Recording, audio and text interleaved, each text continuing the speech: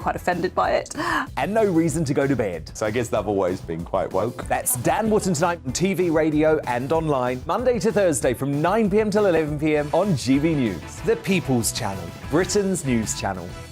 We are GB News, and we'd like to say thank you to each and every one of you for bringing us your conversations, for helping our great nation find its voice. We are here for you on radio, television and online, across England, Scotland, Wales and Northern Ireland. It's not the BBC, you actually get your facts right. We are proud to be GB News, the People's Channel, Britain's news channel.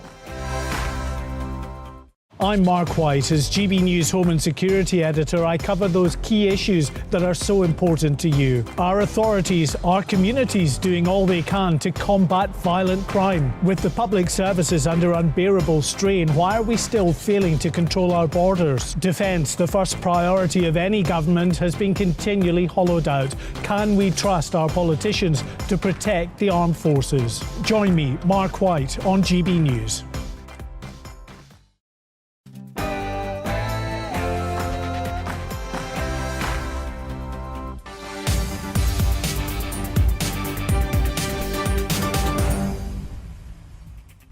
Happy Monday, everybody. You're with me, Patrick Christys, on GB News. Big one to kickstart the week. Mystery over a missing person. Nurses have a day off. And Tory fury over illegal immigration. And even a little bit on Prince Harry's virginity. Yeah, you heard. Serious stuff first, though, to start. The case of missing dog walker Nicola Bulley keeps getting more and more mysterious. Experts suggest she may not be in the river. The family accused the police of not doing enough, and now they've called in independent underwater rescuers. We'll cross live to Lancashire for the latest, and later on, we will speak to the man heading up that latest dive operation. Also this hour, should nurses get less pension and more pay? The Health Secretary, Steve Barclay, has downplayed the size of NHS strikes despite tens of thousands of workers beginning the biggest walkout in the service's history. At a picket line earlier, the General Secretary of the Royal College of Nursing said action will continue until the government listens to their demands. The government has chosen to punish the nurses of England instead of getting round a table and talking to me about pay in the same way as they've done in Wales and in Scotland. Yes, but how good is your pension compared to a nurse's? We'll drill down into that. Also, Rishi Sunak has been accused of willy waving and not really wanting to get us out of the ECHR. He also wants to stop Channel migrants being able to appeal against their deportation. The Tories say, hey, at least we want to stop the boats. Labour don't. Get in touch. Email me, gbviews@gbnews.uk on, frankly, anything. I will take all comers. But I think on this one as well, should asylum seekers be able to appeal deportation? Should asylum seekers be able to appeal deportation? gbviews@gbnews.uk, but now it's your headlines.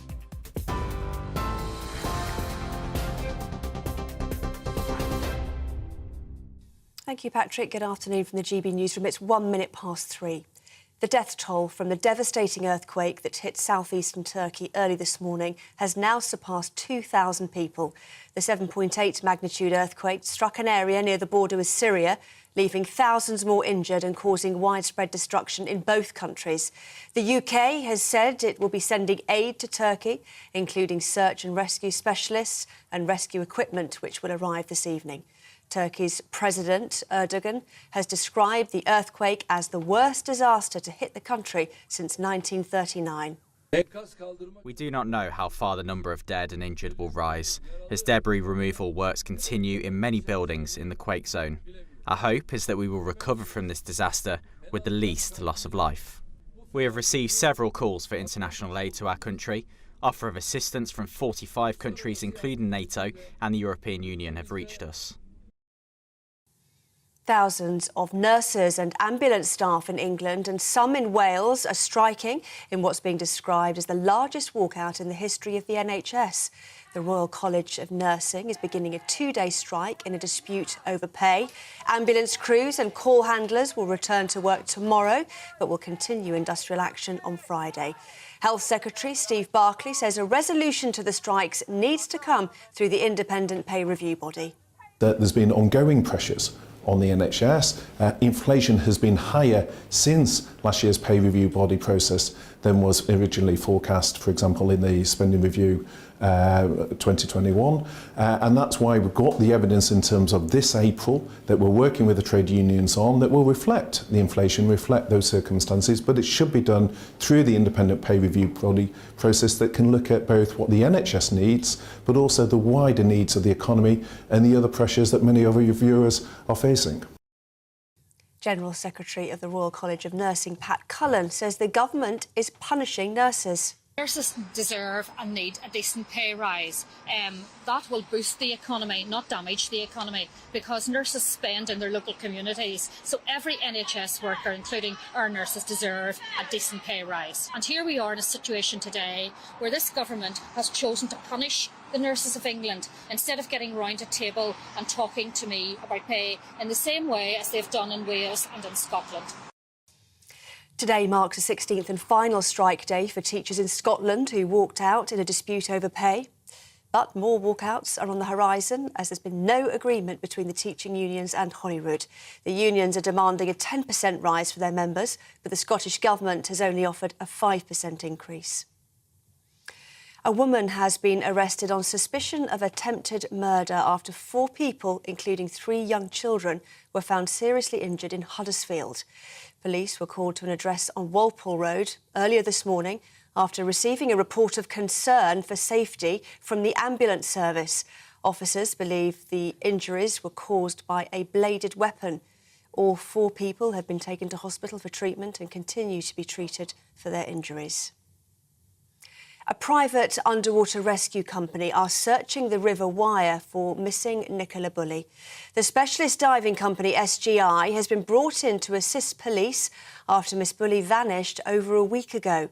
Police believe the 45-year-old fell in the river, but her family and friends have questioned that, saying there's still no evidence. It's after new CCTV pictures were released from the day she disappeared, which show the mother of 2 loading her car before driving her 2 children to school.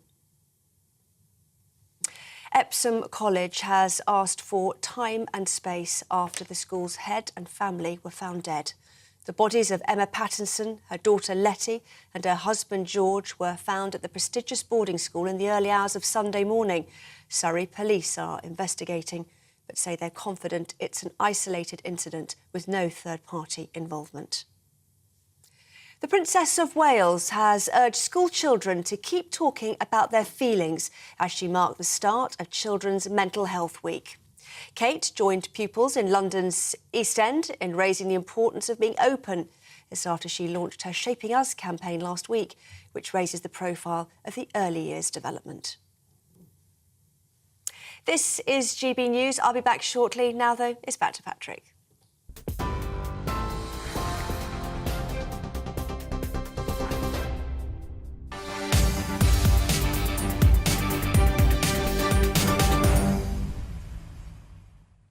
Yes, welcome back, everybody. Now, look, just before we tackle a couple of the other topics, I wanted to let you know that we are going to be discussing something a little bit later on in this hour and throughout the show. Coming up later, we will be taking a wider look into the Rotherham grooming gang scandal. 2 men charged with a series of offences, including rape, linked to the investigation, have both pleaded not guilty at Sheffield Crown Court, and that was today. It's the latest in the National Crime Agency's Operation Stovewood, looking into allegations of child sexual abuse in Rotherham between 1997 and 2013. To date, 20 people have been convicted of offences. We'll be taking a much wider look at that whole picture, frankly, right across the UK. Other news outlets, they ignore it. We don't hear. And I wanted to let you know that we've got that coming your way very, very shortly. But, moving on for now, underwater search experts have now arrived to help search for missing mother of 2 Nicola Bulley, who vanished on a dog walk at a riverside beauty spot.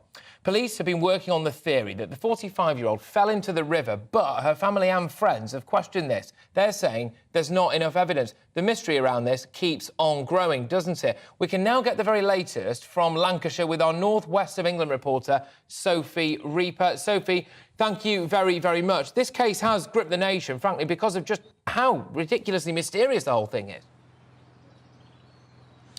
Absolutely. I think mystery is the key word here. Earlier today, independent search team SGI joined the search for the mother of two, who's now been missing since Friday, the 27th of January. So this is the 10th day of searching today.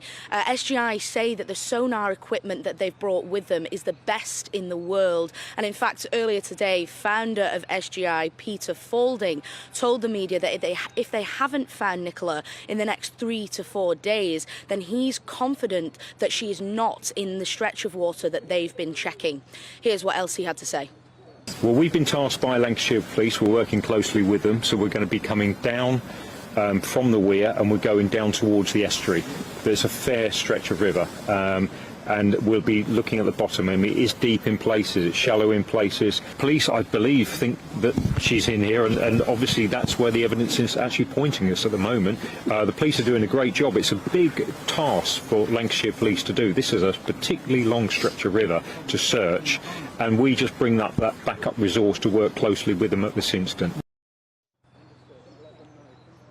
Well, a little bit earlier on today, I was speaking with another member of the SGI team who told me that the team aboard the boat will be carrying on today as long as they can, until, in fact, they're physically unable to do so, whether they run out of light or they run out of fuel, or it's simply no longer safe to do that.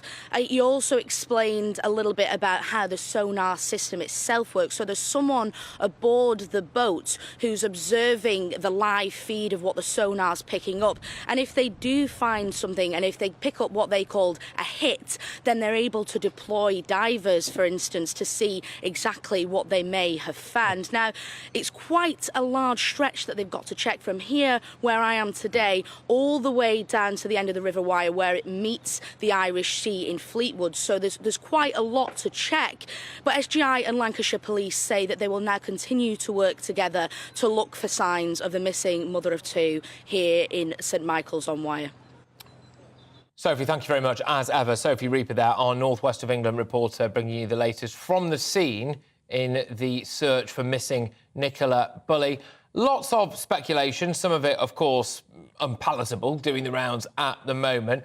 We did speak to somebody here over the weekend, actually, a chap called Paul Fielding. He's a forensic expert. He was really raising serious questions, in his mind anyway, about whether or not he felt that Nicola was indeed in the river. The family themselves have been questioning the police operation. They've been saying that there doesn't appear to be too much evidence to support the fact that she is in the river. Mystery is surrounding this particular case. And joining me now is retired Scotland Yard Detective Inspector. It's Hamish Brown, MBE. Hamish, thank you very much. The question around this case really is she in the river or not? Your view? Yeah, good afternoon, Patrick. Well, I'm aware from media reports, and indeed I was written to yesterday by a retired police officer who raised sort of concerns, have the Lancashire Police jumped in a bit too quickly with that sort of sweeping statement, but it's a theory, not a positive statement. I think that's got to be emphasised. But I do understand it, despite, because there isn't the full facts there. So the police can only deal with what they've got. Whether they should have said she slipped as opposed to push, we just don't know. What I am pleased to hear is that sonar equipment's coming in. I'm also pleased, incidentally, for the organisation dealing with sonar equipment to say the good job the police are doing, which I think overall they are. And they're going to find themselves under scrutiny. And it's not very nice, I can tell you, because everyone's watching every move you do. But that's how it goes with a high-profile investigation like this. So we'll have to see what comes from that. I know the family don't want a result from the river, and I can understand that. And no one really wants to come to terms of something really nasty has happened, or the inevitable, but something nasty anyway. So please keep an open mind, everyone. And that's going to be the police as well, because they'll be looking for other evidence if it comes to light, not tittle-tattle. And you correctly mentioned some things have been raised which are wholly inappropriate. Please stop that. It's not going to help the police. And above all, the lovely family and indeed the friends of Nicola. Exactly, yeah. This is going to destroy them even more. Just very quickly, Hamish, on this one now.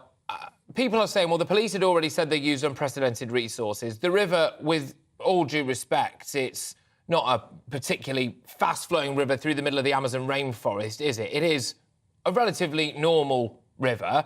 The police have already used sonar. That was announced by them. Do you think it is looking increasingly likely that she might not be in there, in your view? Well, my view has got to face if there's a negative result here, and the police are still believe that she went into the river, then we've got to accept that regrettably she'll be further afield within the river. But I can emphasise there are still avenues of investigation to go, so the police must keep an open mind. Hamish, I really appreciate your insight. Thank you very much. That is retired now Scotland Yard Detective Inspector Hamish Brown, MBE. Now, today marks the biggest day of strike action in the 75-year history of the NHS, as nurses and ambulance staff take to the picket lines in their thousands. I don't know about you, ladies and gentlemen, but good grief. I mean, it's yet another record day. It's a little bit like what we're dealing with in the Channel, isn't it? Every single week is another record day, so it kind of loses its emphasis. But here we go again. It's yet again this ongoing dispute over pay and conditions. Health Secretary Steve Barclay maintains that the government wants to work constructively with the unions, but the Royal College of Nursing President Pat Cullen says her nurses will continue to walk out until a reasonable resolution is put on the table. Listen to this. So they will continue to do this for as long as it takes for this government to actually waken up and listen to their voice on behalf of patients and do the decent thing. Otherwise, we will continue to drain nurses out of the profession. We will see those 47,000 vacancies continue to rise. We will see nurses leaving England to work in Scotland and Wales because they can get a few extra pounds every day to be able to pay their bills. That is no way to treat the nurses of England. In fact, it is totally punishing the nurses of England as we speak. But actually, what is fascinating is that you do not hear any union leaders saying what I'm about to say right now, which is, yes, absolutely, in real terms, nurses' salaries and everything are not particularly great. We all know that. And I think the vast majority of people would be up for some form of nurses' pay rise. However, is the answer staring us in the face somewhat? Fantastic article in The Spectator today by Annabel Denham, which says a nurse on a headline wage of £35,000 a year, so not a huge wage, average wage, £35,000 a year, actually receives a total package equivalent to almost £62,000 a year when you factor in their pension. So, would it not make sense to come to some kind of arrangement where people have a smaller pension and more upfront wages, especially the younger generation who, frankly, apparently, according to stats anyway, don't care too much about what's in their pension pot? And if we were to give in as well to various different pay demands, apparently it would cost us around £2.6 trillion, which is the size of our economy. So there's that, isn't there? Our South West of England reporter Jeff Moody joins me now from a picket line at North Devon District Hospital in Barnstaple. Jeff, it's rocking where you are. It is indeed. Of course, every time a car goes past, it toots the horn and everybody starts chanting and cheering. So it's a very great but constructive atmosphere down here. What I want to speak to Stephanie, who is a nurse here in North Devon. Stephanie, your mum was admitted to hospital here this morning herself, wasn't she? How's she doing? Yeah, she was. She was brought in by ambulance, and I fully support the ambulance workers. And she's doing all right. She's been through A&E and now admitted to a ward. And yet you're out here? I am, because I feel it's really important to stand up for all the nursing staff, all the staff in the hospital, really. And we can't keep sustaining this kind of pressure every day, coming in short-staffed. Nurses need to feel valued and supported, and it's about more than pay. It's about saving our NHS. When you heard this morning that your mum had taken poorly and was being taken to hospital, were you concerned about how she was going to get to hospital and whether she was going to be looked after properly when she got there? I'm well aware of the delays that have been happening because of the strikes, but she's still in a safe place. I have a lot of respect for the people that will be looking after her today. OK, now, Rosie, you're from an organisation, Save Our Hospital Services, aren't you? Are you concerned about the fact that when there's a strike, when there's a teacher strike, people might lose a day's education? When there's a train strike, a commute into work might be tricky. But when there's a strike like this, it's people's lives that are being affected, isn't it? Well, it's very interesting that you asked me that question, because I was on the picket line the last time there was a strike. I think it was last week or the week before. And one of the organisers of the strike came out and told me that one of the staff inside had told her, gosh, this is amazing. We've got more staff on duty today than we have normally, because it had been so well organised. Something called derogation, which means the sort of allocation of staff to different places, had been so well organised that normally there are staff off sick, or, you know, there just aren't enough of them. And this time they had it so well organised that there were, you know, really good numbers there, better than usual. And I think that sort of belies what the government are telling us about how they need to change the law to make it impossible for strikes to affect public life and public safety, because, you know, we're doing it. I mean, the nurses are doing it. You know, they know how to do it. So it's fair to say that, in your opinion, there is as good a service as any inside there today than normally. Can I just briefly go back to you, Stephanie, to talk about pay? Yep. When you include the pensions that you guys get, Yep. pay isn't anywhere near as bad as it first looks, is it? When I went up a band, my pay went up by 13 pence an hour. So I'm taking on more responsibility, and the pay doesn't reflect the amount of responsibilities that a nurse has every day.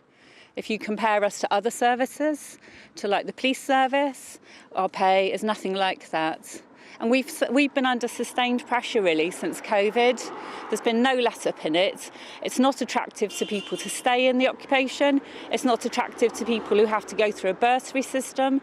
They start off, they've got a degree, they're in debt, they've got, you know, low wage comparatively. You can get as much cleaning a caravan as you can as a newly qualified Band 5. OK, thank you very much, Stephanie. Well, I really hope that your mum does well today. She's fine. And the strikes continue for the NHS tomorrow, and then another ambulance strike on Friday. Yes, lots to look forward to. Thank you very much, Jeff. Jeff Moody there, outside a hospital. Quite infuriating, some of it. Deep sympathy for anyone who feels as though they're, of course, overworked and underpaid. Don't get me wrong, and I want to emphasise again there, clearly, that I think the vast majority of people would support some form of pay rise, quite possibly across the public sector, a sliding scale. Just want to say there was a lady there whose own mum was in hospital, and I'm not sure I could personally do that. I don't know about you. Maybe that does show the strength of feeling there. Maybe that shows the strength of feeling. I can't help but wonder whether or not she slightly swerved the question there. If you did remove your gold-plated pension or put some of that towards your upfront pay, then actually you would be in a much better financial situation. But joining me now is NHS GP anaesthetic doctor Raj Arora. Dr Raj, thank you very much for joining us. Great stuff. So, yes, today is, of course, to date, it's the biggest nurses' strike. No doubt there'll be another one next week, and it'll be even bigger. So record after record after record. I can't help but feel as though the elephant in the room is not being addressed, which is a nurse's average headline pay is around 35 grand a year. But if you factor in the pension, it's around £62,000. Is the obvious solution not to take money out of the pension pot and give that to more upfront pay? Well, look, Patrick, I think it's really easy to talk about what the pension is and what the pay is, but what we need to really address clearly is that the pension is not going to pay the bills right now, right? So I think what's lost is the confidence in the government to even have those discussions really with the NHS staff, whether it's nursing staff, ambulance staff, junior doctors. The conversation needs to happen. Chronically understaffed, chronically underpaid, poor working conditions. There's only really so much more NHS staff can do before the motivation isn't any lower than it is now. I get that.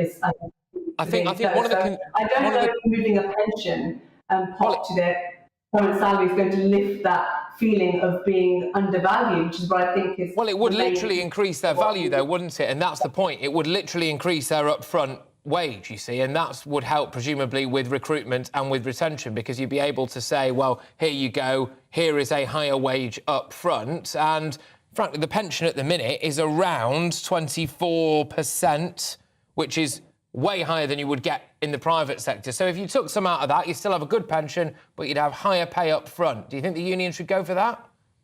Well, what I think should happen is there should be a conversation firstly, and I think staff should be valued. This has been going on for over a decade. If you look at junior doctor pay, for example, it's declined by 26% in real value since 2008, which obviously is awful.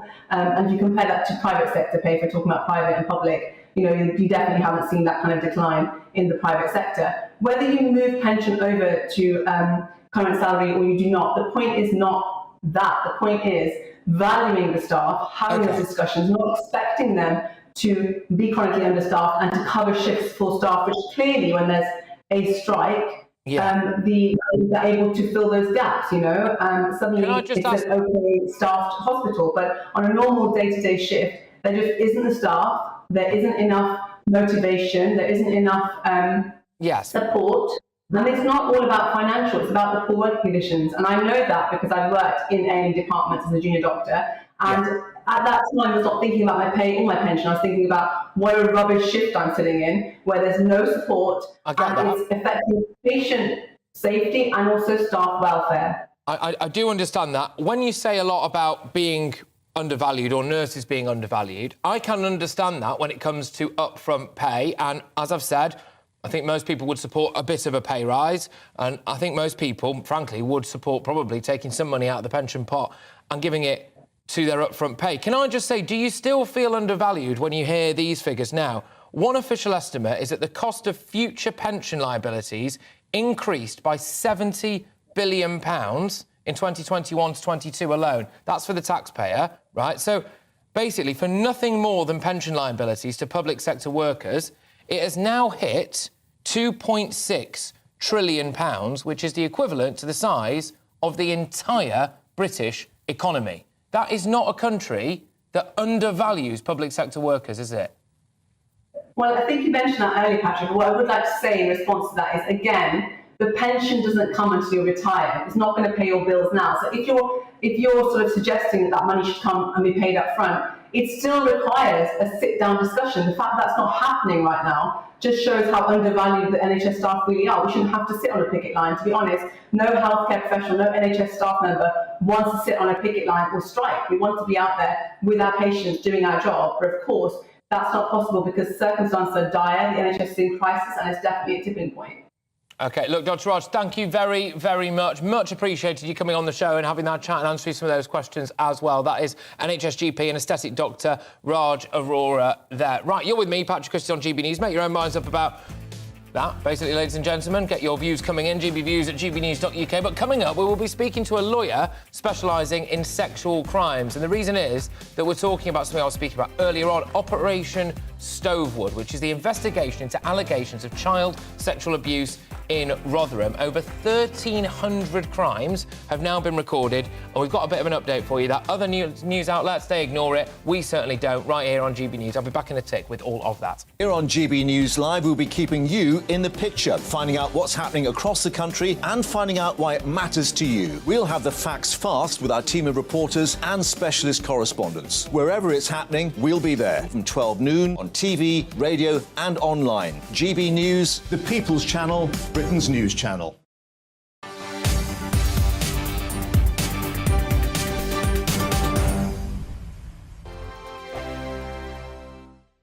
Monday to Thursday, 9 p.m. till 11 p.m. Join me, Dan Wootton. I'll bring you the sharpest takes and hottest debates. Do you not believe in prison? I don't believe in prisons. I'm completely stunned. I guarantee you there'll be no spin, no bias, no censorship. I actually was personally quite offended by it.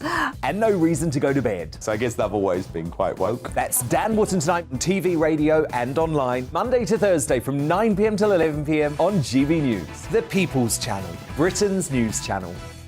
Hello, I'm Michelle Dewberry, and you can join me every weekday 6 till 7 on Jubes and Kerr. You're an inspiration to us all. Clip that bit up. Well, you are. That's my ringtone. My political ambitions those days are gone, I can tell you. She's only teasing. Go on. He's probably going to want to lay down now. I'll give him 2 minutes. How long? Let's respectfully disagree. That's what we like on Jubes and Kerr. Come and join us. GB News, the People's Channel.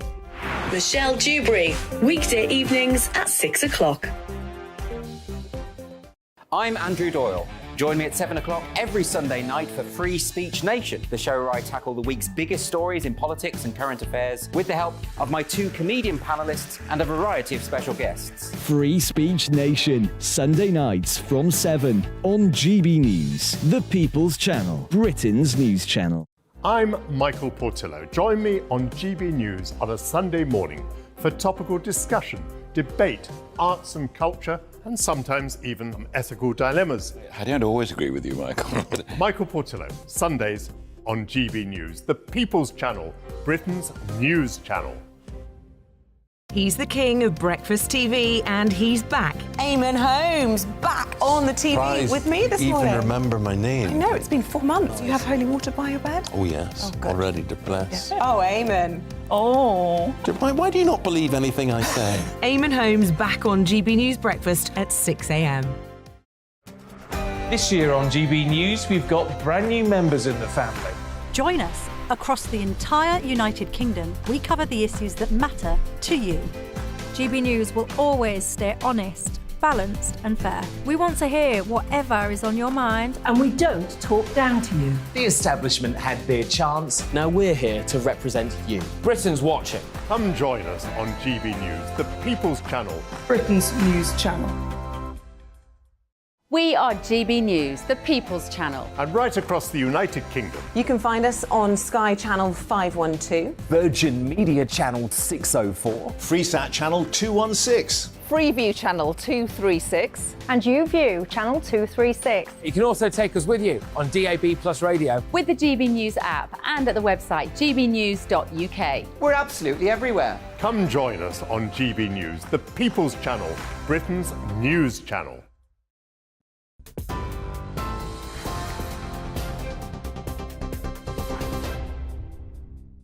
Hello, good afternoon. I'm Tamsin Roberts in the GB newsroom. It's 3:30. Here's the latest. The death toll from an earthquake that hit southeastern Turkey early this morning has now surpassed 2,000 people. The 7.8 magnitude earthquake struck an area near the border with Syria, leaving thousands more injured and causing widespread destruction in both countries. The UK has said it will be sending aid to Turkey, including search and rescue specialists and rescue equipment, which will arrive this evening. Turkey's President Erdogan has described the earthquake as the worst disaster to hit the country since 1939.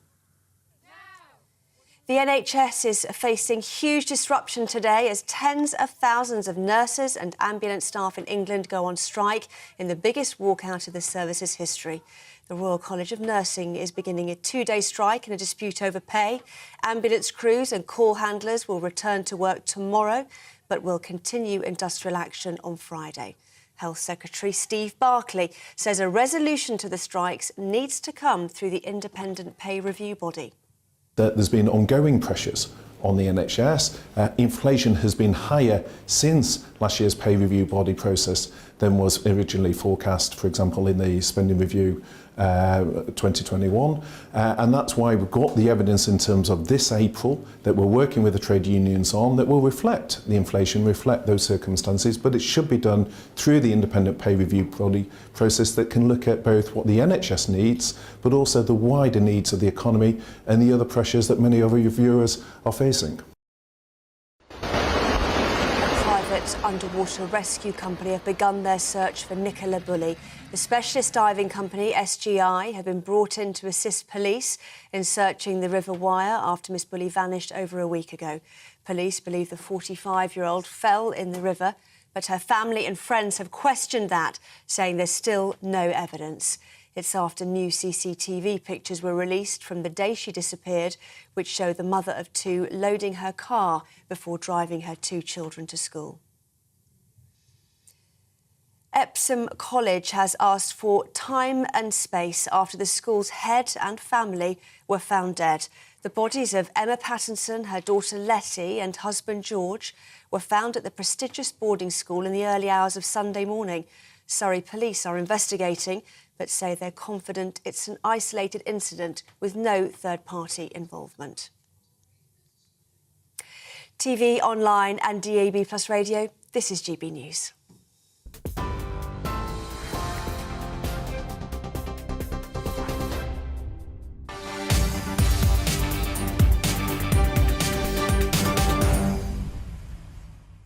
OK, welcome back, ladies and gentlemen. Now, I know this topic is a massive one for a lot of you, as indeed it should be, and I will keep emphasising this. You don't hear enough about it on other news outlets, so we might as well do the job for them. Two men charged with a series of offences, including rape, linked to an investigation into child abuse in Rotherham, have both pleaded not guilty at Sheffield Crown Court today.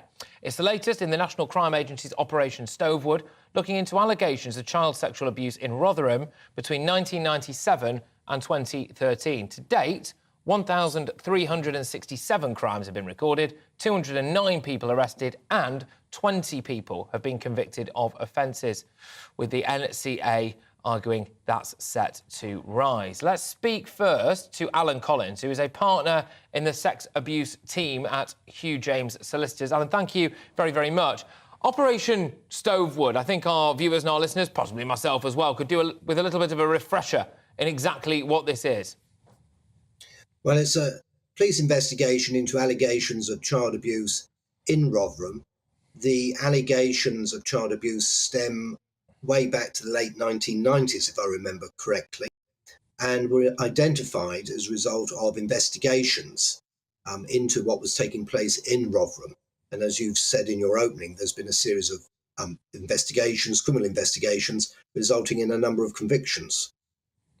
Yes, indeed. And I'm going to talk very shortly anyway to Charlie Peters, who's alongside me at the minute, to get the bigger picture about the grooming gang scandal, frankly, that's ripping across Britain, possibly as we speak, because I strongly believe that there are cases still ongoing right throughout the country. But this is a big picture investigation as well, isn't it? Do you believe that things are actually moving in the right direction? Is there any kind of deterrent at the moment taking place? Because clearly there wasn't for a good number of years. Well, there's been an inquiry into what took place in Rotherham, and one of the findings of the inquiry was that there was an underestimation of the extent of sexual abuse. And I think the powers that be, whether it be the police or social services, certainly underestimated the extent and perhaps thought wrongly that child abuse was on the decline. It isn't. And we know that whether we like it or not, child abuse remains with us. And with all the changes in online technology and so on, the manner in which children and young people are accessed for abuse evolves. And it is very much a matter of trying to keep up with all the changes in society and the changes that are brought in society by changes in technology and so on. So it is a very big picture, and we probably still don't fully understand the extent of child abuse. You know, we hear of county lines and so on, again, which is a manifestation in many ways of what is actually happening on the ground. Yeah, indeed. Now, some of these figures are utterly stark. I'm just going to reiterate them. So, to date, 1,367 crimes have been recorded as part of this Operation Stovewood, essentially a grooming gang operation. 209 people arrested and 20 people have been convicted of offences. People scratching their heads right across the country, wondering how things so widespread, such as this, could not have been stopped sooner. I think you alluded to it. Potentially an underestimation of the extent of it, yes. Some people have argued a lack of will. Maybe because a lot of the victims happen to be young girls from very unfortunate background, shall we say, in children's homes, etc., maybe with some other issues, but also as well, in some cases, because of the demographics of the perpetrators involved. Your views? Well, all that is identified in the investigation that took place into Rotherham. So there was, let's put it this way, misplaced attitudes towards the victims and children because they came perhaps from a particular demographic. There was an unwillingness to accept the extent of the problem. There was fears that the powers that be, the police and social services, would get into trouble for labelling. Let's put it that way, because what was identified was that a large number of the perpetrators came from the Asian community. And there was a great sensitivity about that. And maybe the sensitivity was misplaced. But I think what we now understand is you can't dodge the issues. You've got to be objective, and you've got to accept when you're looking at these very unpleasant and difficult issues, but you can't prejudge and you can't ring fence. You've got to be objective. And I think that was the big message that has come out. That you've got to have the right attitude, you've got to have the right ethos, and also you've got to be prepared to look into issues that are very uncomfortable and unpleasant to do. Well, exactly. And, of course, the answer to that would be if the crimes weren't taking place in the first place, then the police wouldn't have to look into them. Alan, thank you very, very much. Great insight, that, I think, on this. That's Alan Collins there, who's a lawyer that's dealing with, in fact, a partner in the sex abuse team at Hugh James Solicitors. I'm going to go now to GB News documentary filmmaker Charlie Peters. Now, Charlie, it's worth referencing as well, there is an ongoing case at the minute. We don't want to get into the specifics of that. Legal reasons, OK, but we will be keeping you up to date with the facts of it. There is a much bigger picture here. Alan alluded to it then, and right up and down across the country, there have been cases where, and this is in my view, the police have had a straight choice between tackling some uncomfortable issues around British Pakistani men in grooming gangs, not the only perpetrators, but unfortunately the demographics do suggest that that is something that is a massive issue, versus dealing with stopping crimes against vulnerable young working-class white girls. And all too often they have chosen to, frankly, not take the side of the young, vulnerable working-class white girls. Unfortunately, that analysis seems spot on. Now, the NCA have today described this case and this ongoing investigation as an important milestone in Operation Stovewood. And it is, because moments like this, where people are being charged, are very rare. Now, Stovewood is looking back into Rotherham from 1997 to 2013. These allegations are from 2011 to 2012. And they've pled not guilty. They've pled not guilty. But the first time that we had an actual conviction from South Yorkshire Police into Rotherham during the grooming gang scandal was actually 2010. So 13 years into the height of the scandal. That was when we actually only had our first convictions. More came in 2015 after the Casey report, a review into Rotherham Council by the government, found widespread cover-ups and failures by the local council. And Operation Linden, released last year, reviewed the police, also found multiple failures by several dozens of serving officers at the time. So we're playing catch-up here. This investigation, like all of the other NCA investigations into Stovewood, are catching up on time that was missed over a decade ago, sometimes 2 decades ago, by local police forces. So more to be done. Absolutely. And again, just want, for the sake of it being blindingly obvious to everybody who's watching or listening to this, in this particular case, people have pled not guilty, and we'll just have to wait and see exactly what happens there. And we don't want to pass comment whatsoever on anything to do with that. But the bigger picture nationally, Charlie, is something that you're going to be bringing to our viewers and our listeners shortly, aren't you, in a documentary about grooming gangs? That's right. This Saturday at 8 p.m. on GB News, Grooming Gangs, Britain's Shame, our first GB News Investigates film, will be released.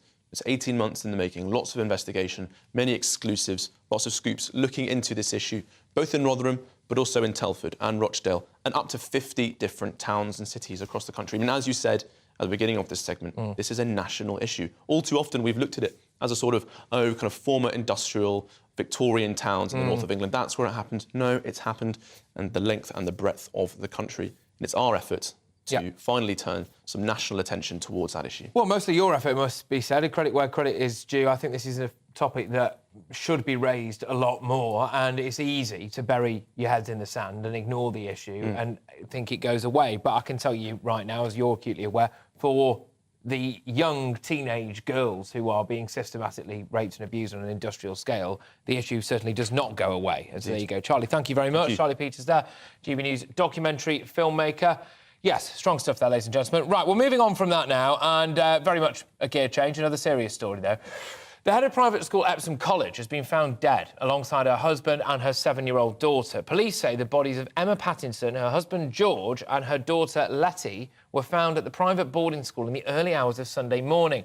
Surrey police say they are confident the tragedy is an isolated incident and there is no third-party involvement. Let's cross now to our national reporter, Paul Hawkins, who has more on this really terrifying incident. Paul.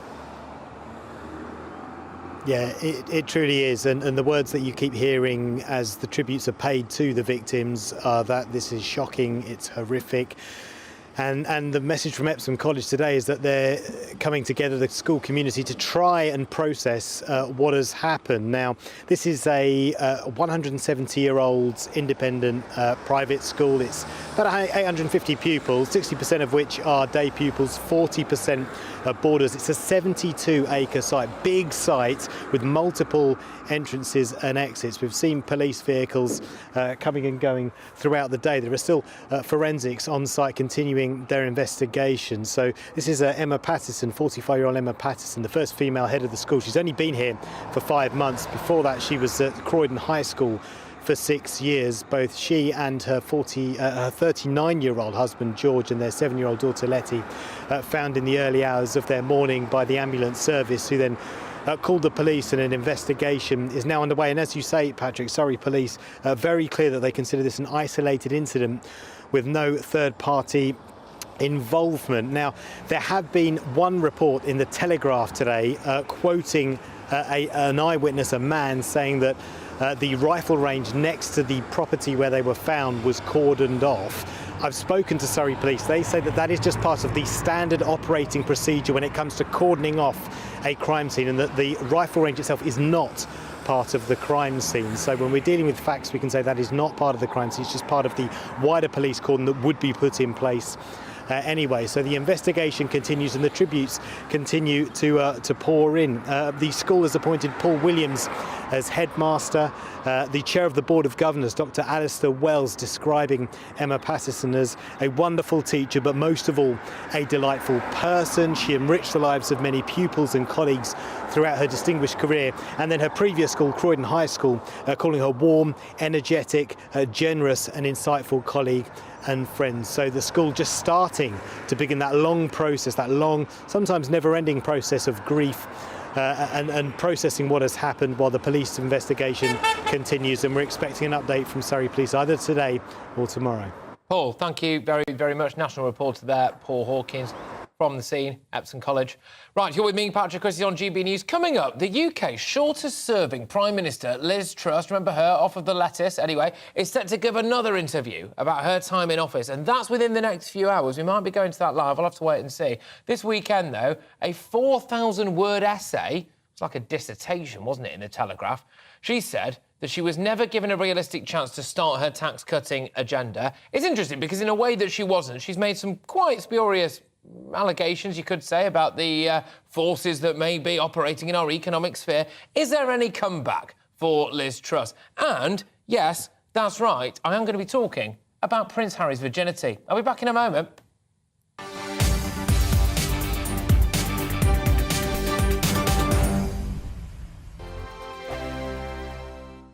He's the king of breakfast TV, and he's back. Eamon Holmes, back on the TV Surprised with me this morning. Even remember my name. I know, it's been 4 months. You have holy water by your bed? Oh, yes. Oh, already to bless. Oh, Eamon. Oh. Why do you not believe anything I say? Eamon Holmes back on GB News Breakfast at 6 a.m.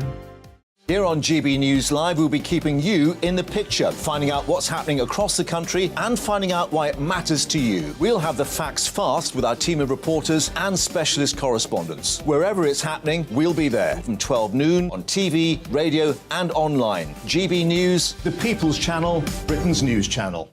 I'm Michael Portillo. Join me on GB News on a Sunday morning for topical discussion, debate, arts and culture, and sometimes even some ethical dilemmas. I don't always agree with you, Michael. Michael Portillo, Sundays on GB News, the People's Channel, Britain's news channel. Hello, I'm Michelle Dewberry, and you can join me every weekday 6 till 7 on Jubes and Kerr. You're an inspiration to us all. Clip that bit up. Well, you are. That's my ringtone. My political ambitions those days are gone, I can tell you. She's only teasing. Go on. He's probably going to want to lay down now. I'll give him 2 minutes to have one. Let's respectfully disagree. That's what we like. Absolutely. On Jubes and Kerr. Come and join us. GB News, the People's Channel. Michelle Dewberry, weekday evenings at 6 o'clock. Monday to Thursday on GB News, it's Bev Turner Today from 10 a.m. We're going to be here for you, our GB News family, to keep you up to date, but also make you smile. The guy went from puberty to adultery. And I can't wait to bring a few of my own opinions. I have no time for cultural totalitarianism. We'll engage in passionate, but always polite debate, with your thoughts and opinions at the centre of it all. Only on GB News, the People's Channel, Britain's news channel.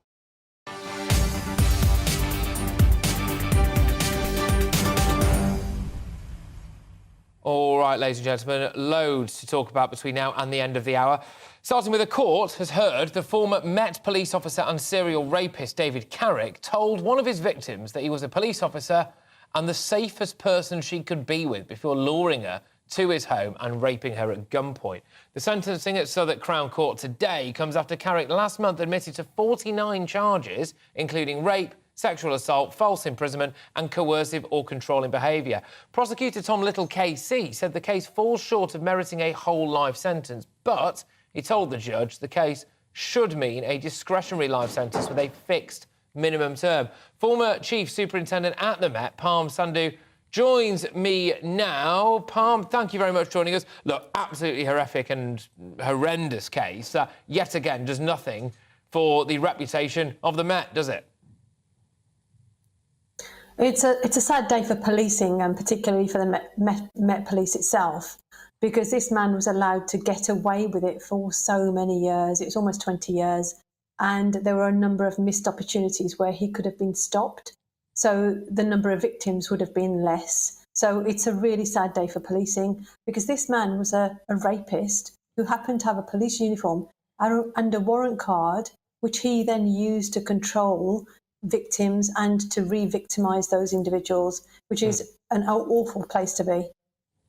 I mean, the fact is that Mark Rowley, the head of the Met, has said that we're expecting something like 2 or 3 police officers in court every week, admittedly not for the extent of horrific, horrendous crimes like this. But the vetting procedure has been wrong. I know they're going to tighten it up. You might absolutely pour cold water over what I'm about to say right now, and potentially with good reason, but could we not maybe have a thing where every single Met recruit has to take a lie detector test on a variety of different topics right at the start? I know they're not flawless lie detector tests, but it might be a good way of at least sorting out some people who are wrongers. Patrick, before we start going into lie detector tests and that money and how reliable they are, why not just vet these people? Why not just have, like in the old days, they used to have a home visit. They used to take references from people, places where you'd worked before. But what's happened is over a number of years, that vetting procedure has changed to almost a tick box exercise. So you don't have to actually go to those extremes of lie detector tests. You just need to vet people. And then once they're in, you need to re-vet them every 4 years, 5 years, but do it properly and make sure that the right people are in there and that the right people remain in there, because there's a report which was out in November, which was from the police inspectorate, and even in that it said it was too easy for corrupt officers to join the police and then to remain in the police because of this lack of vetting. Look, Parm, thank you very much. Bit short and sweet, that, but important topic for us to cover, and great to have you on to discuss it. Parm Sandhu there, who is former Chief Superintendent at the Met. I am wondering, I get what she's saying, by the way, it'd be nice if they were just vetted to begin with, isn't it? But actually, it might also be nice to do some form of lie detector test as well, just to try to weed out some people who might be able to navigate the vetting process. But, hey, there we go. Right, moving on from that now. In royal news, Sasha Walpole has revealed that she is the mystery woman in Prince Harry's memoir Spare who took his virginity. I mean, it makes it sound like she stole it, doesn't it? I dare say Harry was quite a willing participant in all of this. As you'll remember, he went into the old sordid details when writing about his first sexual encounter, describing the location in a grassy field behind a pub, and how she even smacked his bum afterwards, having treated him like a young stallion. While she was technically unidentifiable in the book, she told the Daily Mail about the moment. Miss Walpole basically said as well that she had to sit her father down and say to him, "Dad, I am the woman who took Prince Harry's virginity." Yet again, an example of Prince Harry not seeming to really care about the collateral damage from his rather revealing, in this case far too revealing, book Spare. Joining us now is former royal correspondent at The Sun, Charles Ray. Charlie, you will know better than anyone that the second that the ink was dry on that piece of paper, Fleet Street, or wherever they're all based now, were desperate. Who is Harry's virginity girl? And anyway, they went and got her, so she's had to come out and talk about it. Embarrassing for the poor lady. Well, as soon as Harry wrote that one paragraph in that book about this sexual encounter, yes, the hunt was on to find what he described as the older woman who took his virginity. Yeah. Now, I'm slightly disappointed that it doesn't turn out to be a Mrs. Robinson type style character from The Graduate, but in actual fact is someone who's well within his age group and someone who is a couple of years younger than his own wife. It's quite amazing. And you mentioned about, she's had to come out of the woodwork. Well, Patrick, she has come out of the woodwork, and absolutely quite right, but I'm sure that she's now a very, very wealthy young woman, because you've got the son and the male who did a joint buy-up. Now, when papers do that, do a joint buy-up, it means that there was an awful lot of wonga handed over for this story, which covered over the weekend and today something like 25 pages. Yes, indeed. Absolutely. And I feel sorry for her. Yes, all right, she's come and spoken out, and I suppose this is the only element of control that she could have had over this situation, because people were going to out her anyway. She said, "I am the woman who took Harry's virginity." It was literally wham bam between two friends. I won't go into some other details that she said there, but yes, it apparently was not necessarily the longest-lasting encounter, as one can imagine, but just yet another example of Prince Harry not particularly caring about who he affects. She's gone on to say she just leads a normal, quiet life, and now all of a sudden she will go down in history as the woman who got a bit naughty with Harry behind a pub. Yeah, let's not forget that she has kept this secret for 21 years. Very, very few people knew about this. But more importantly, after the wham bam, thank you ma'am night, Harry did not contact her, didn't text her, didn't phone, didn't write her a letter, nothing. He hasn't spoken to this girl for 21 years. Now, I think Sasha Walpole has come over as, a thoroughly decent lady, to be quite honest, and has come out of this very, very well. Charles, for a man in the shape of Prince Harry, who claims to be so kind and caring and loving and warm, he didn't particularly seem to mind about the increased terror threat from the Taliban and its sympathisers in the wake of his comments. He certainly, for a chap who I dare say brackets himself as a women's rights campaigner, absolutely did not care about the rights of this woman to not be A, insulted, and B, outed, and I would argue as well, C, being, insulted again, frankly, about the intimate details of her now distant sex life. It's an absolute shocker. If you or I had done it, we'd be hung, drawn and quartered publicly, wouldn't we? Yeah, we would. And you're absolutely right on everything. But Harry clearly doesn't care about anything or anybody apart from his own little nuclear outfit in Montecito. And he's quite happy, as we've seen in Spare and the documentaries and everything else, he's quite happy to use the scattergun approach and, hit out at various people. It would have been a lot easier for him to say, without giving any, he didn't give that much detail in any case, but he obviously gave enough detail for, newspapers to go out looking for the girl. And this is the thing. Why did we have to know so much about Harry's private parts in Spare? I mean, it's not just this one, but there was 2 other mentions of, frostbitten penises and all this sort of stuff. I mean, it's just ridiculous. The whole thing is just ridiculous. Very, very naughty of them altogether. Well, absolutely. I mean, yes, it is also worth noting, as you've rightly said, Prince Harry did make it sound like it's some kind of Mrs. Robinson situation. He said, this older woman, she was much more experienced than me. I think that's also quite insulting to her, to be perfectly honest with you. Yes. The implication there is something. She's 40 years old. Meghan Markle's 41. I mean, good grief, what does he think about his own wife? But go on. As I say, she is younger than his own wife at the time. I mean, does he think she's an older woman? Well, he obviously does. He obviously does. But look, Charles, thank you very much. Charlie Ray there, the wonderful man himself, former royal correspondent at The Sun. Just time for one quick email. Lots of you been getting in touch on your thoughts on the nurses and paramedics. They've come together for the biggest strike in the NHS history about pay and, to a lesser extent, I think, working conditions. Nick says, I'm fed up of hearing about public service sector striking. I'm an HGV driver for the council emptying the bins. We've recently had a pay rise of 4%, which I thought was fairly reasonable. Very quickly, just going to bring you up to date with some of the figures that I've had there. If we paid the pension pot for all of our public service sectors, it would equate to £2.6 trillion, which is the equivalent of the entire British economy. You're with me, Patrick Christys, on GB News. Coming up, the search for missing dog walker Nicola Bulley as mystery continues to grow.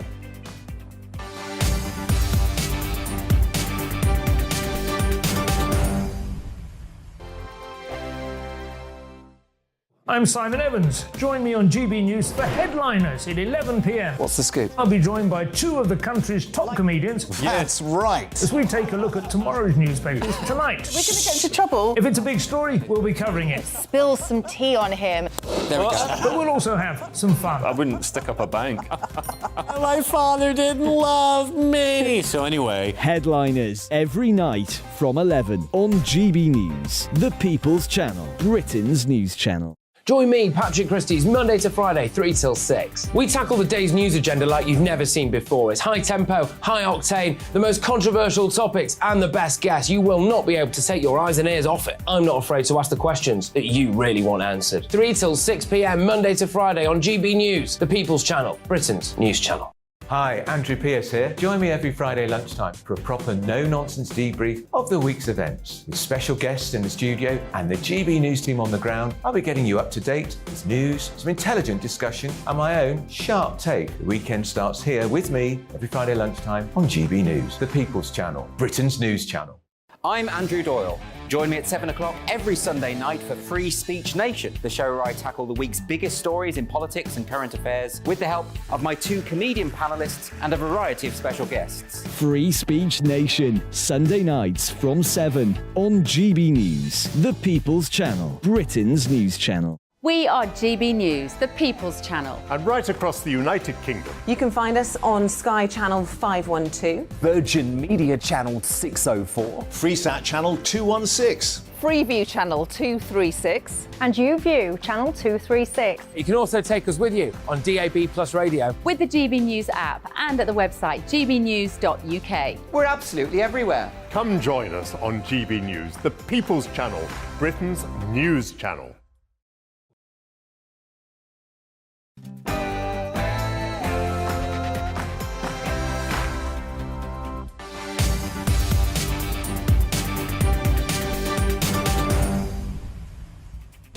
All right, you're with me, Patrick Christys, on GB News. And coming up, friends of Nicola Bulley are hopeful that the help of a specialist underwater rescue team will give her family answers. A private diving team are helping police with the search for the missing mother of two who vanished while walking her dog near the River Wyre more than a week ago. We'll cross live to Lancashire for the latest. It is a really, really mysterious case, that. Also this hour, the Health Secretary Steve Barclay has downplayed the size of NHS strikes, despite tens of thousands of workers beginning the biggest walkout in the service's history. On a picket line earlier, the General Secretary of the Royal College of Nursing said action will continue until the government, quote, listens to their demands. Government has chosen to punish the nurses of England instead of getting round a table and talking to me about pay in the same way as they've done in Wales and in Scotland. Yeah, I'm getting stuck right into the pension angle of this today, ladies and gentlemen. When you work out the pension pot of the average nurse plus their salary, it comes to £62,000. There's got to be some wiggle room there, but you never hear it from the unions, do you? Also, we'll be taking a wider look into the Rotherham grooming gang scandal. Two men charged with a series of offences, including rape, linked to the investigation of both pleaded not guilty at Sheffield Crown Court. That was earlier today. It's the latest in the National Crime Agency's Operation Stovewood, looking into allegations of child sexual abuse in Rotherham between 1997 and 2013. And Number 8 says the government's policy for tackling small boats crossing the English Channel, which is currently being worked on, could be compliant with the European Convention on Human Rights. Two big topics there when it relates to the migrant crisis. Rishi Sunak being accused of willy waving, believe it or not, when it comes to getting us out of the ECHR, but also him saying that asylum seekers who are deported, or told they are going to be deported, will not be able to appeal that deportation before they're deported. What do you make of all of that? GB Views at gbnews.uk. But right now, though, here's your headlines.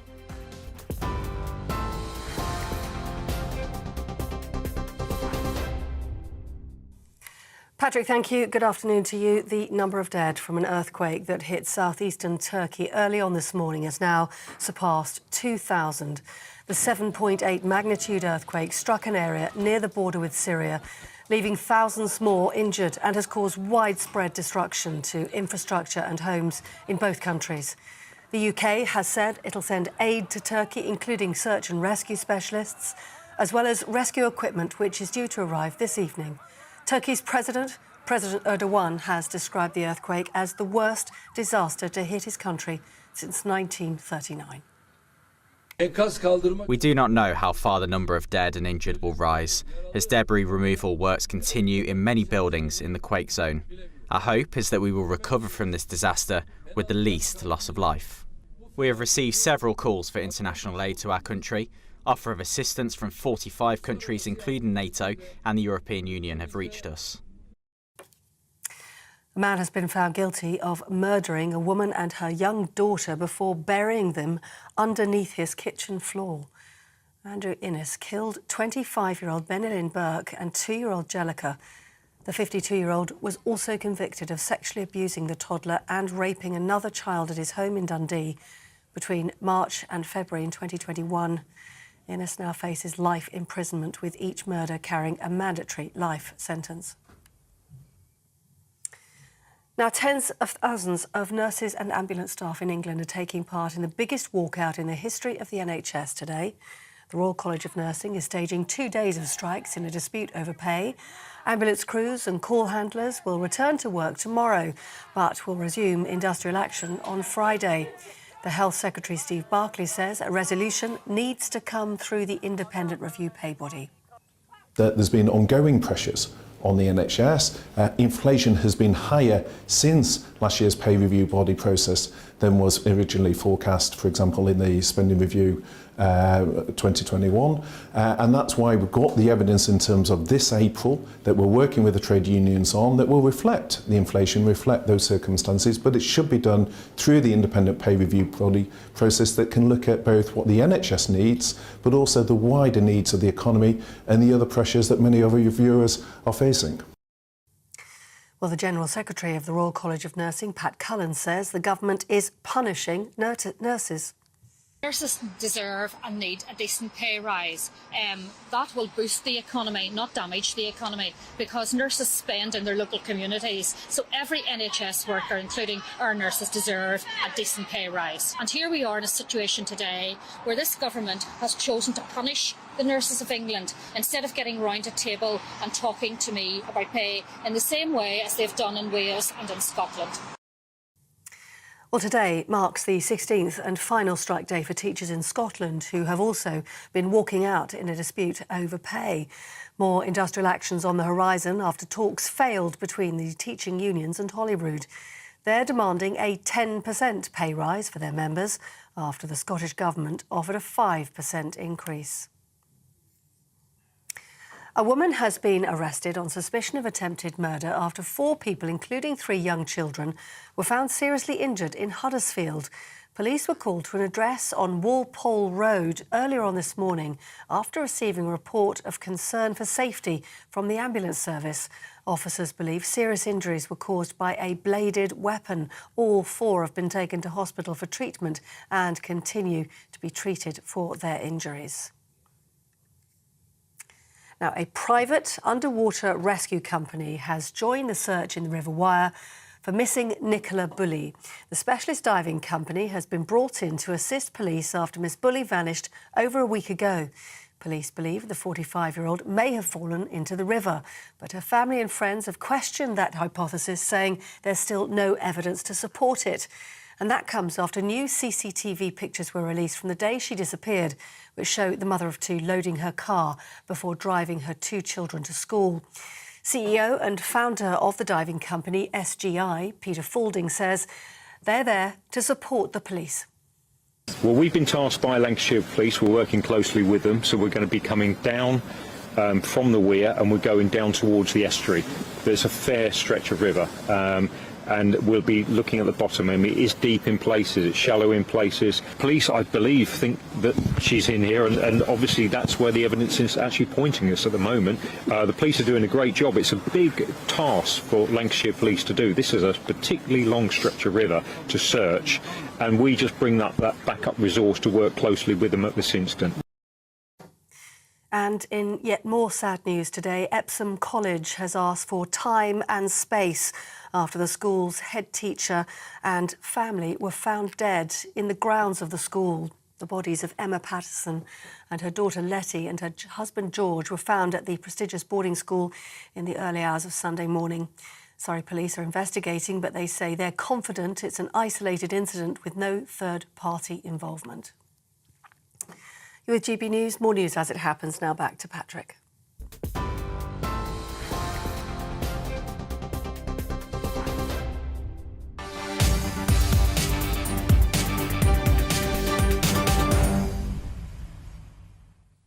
Welcome back, ladies and gentlemen. Patrick Christys here on GB News. Now, a former Conservative minister has told the Commons today that speculation, as well as members of the public turning up at St Michael's on Wyre, is hampering the investigation into missing mother of two, Nicola Bulley. It comes after an underwater search expert arrived to help look for the missing dog walker who vanished on a walk at a riverside beauty spot. Police have been working on the theory that the 45-year-old fell into the river, but her own family and friends have questioned this, saying there's not enough evidence. And indeed, there was a forensic expert right here on GB News over the weekend. He seemed to think maybe the police have been jumping to conclusions on this. Either way, the mystery surrounding this has gripped the nation. Our North West of England reporter Sophie Reaper has the latest for us from Lancashire. Sophie, any developments at all yet? Well, earlier today, as you said then, Patrick, SGI, an independent search team, joined the search for missing mother of two, Nicola Bulley, who went missing on Friday the 27th of January as she walked her dog Willow along the banks of the River Wyre, which you can see behind me. Now, as the sun starts to set here in Lancashire, the latest update we have is that nothing has been found yet, although the search does continue using sonar equipment, which SGI says is the best in the world. In fact, earlier today, the founder of SGI told the media that if in 3 to 4 days they haven't found Nicola, then he is confident that she is not in a stretch of river that they have been checking in. Here's what else he had to say. Well, we've been tasked by Lancashire Police. We're working closely with them, so we're going to be coming down from the weir and we're going down towards the estuary. There's a fair stretch of river. And we'll be looking at the bottom. I mean, it is deep in places, it's shallow in places. Police, I believe, think that she's in here, and obviously that's where the evidence is actually pointing us at the moment. The police are doing a great job. It's a big task for Lancashire Police to do. This is a particularly long stretch of river to search, and we just bring that backup resource to work closely with them at this instant. Well, earlier on today, I spoke with another member of the SGI team who's here on the ground where the search began earlier this morning, and he explained to me a little bit about how the sonar system actually works. There's a member of the crew aboard the boat that has the sonar equipment who's constantly monitoring what the sonar is picking up, and then if they get what's called a hit, they're then able to respond and maybe even bring the divers out in order to check what's been found. Now, there's quite a long stretch of river to check from here where I am today all the way to where the River Wyre meets the estuary in Fleetwood by the Irish Sea. It's around 12 miles, so there is quite a stretch for them to be checking, but we know that SGI and the Lancashire Police are now going to be working together until they find some signs of the missing Nicola Bulley. Sophie, thank you very much. Sophie Reaper, our North West of England reporter, out there at the scene in Lancashire. Joining me now is former Detective Superintendent Howard Millington. Howard, thank you so much. Look, it's very easy to say, well, we don't want speculation, but speculation is going to mount unless we get a nice solution or indeed a whatever kind of solution we do end up getting to this. As it currently stands, I think people are saying, well, something doesn't add up. There doesn't appear to be much evidence. Her own friends and family are saying there doesn't appear to be much evidence that she did fall in. There clearly doesn't appear to be much evidence that she's done a runner or something like that either, or been taken. Howard, this is an incredibly confusing case. Something doesn't add up. Yeah, it is a very unusual case. There's no two questions about it. And it's clearly something that's unsettled the local community for understandable reasons. But what I would say in terms of the speculation and what the police are currently saying about it's likely that she's fallen into the river for whatever reason, however that's occurred, and there's good reasons for them thinking along those lines.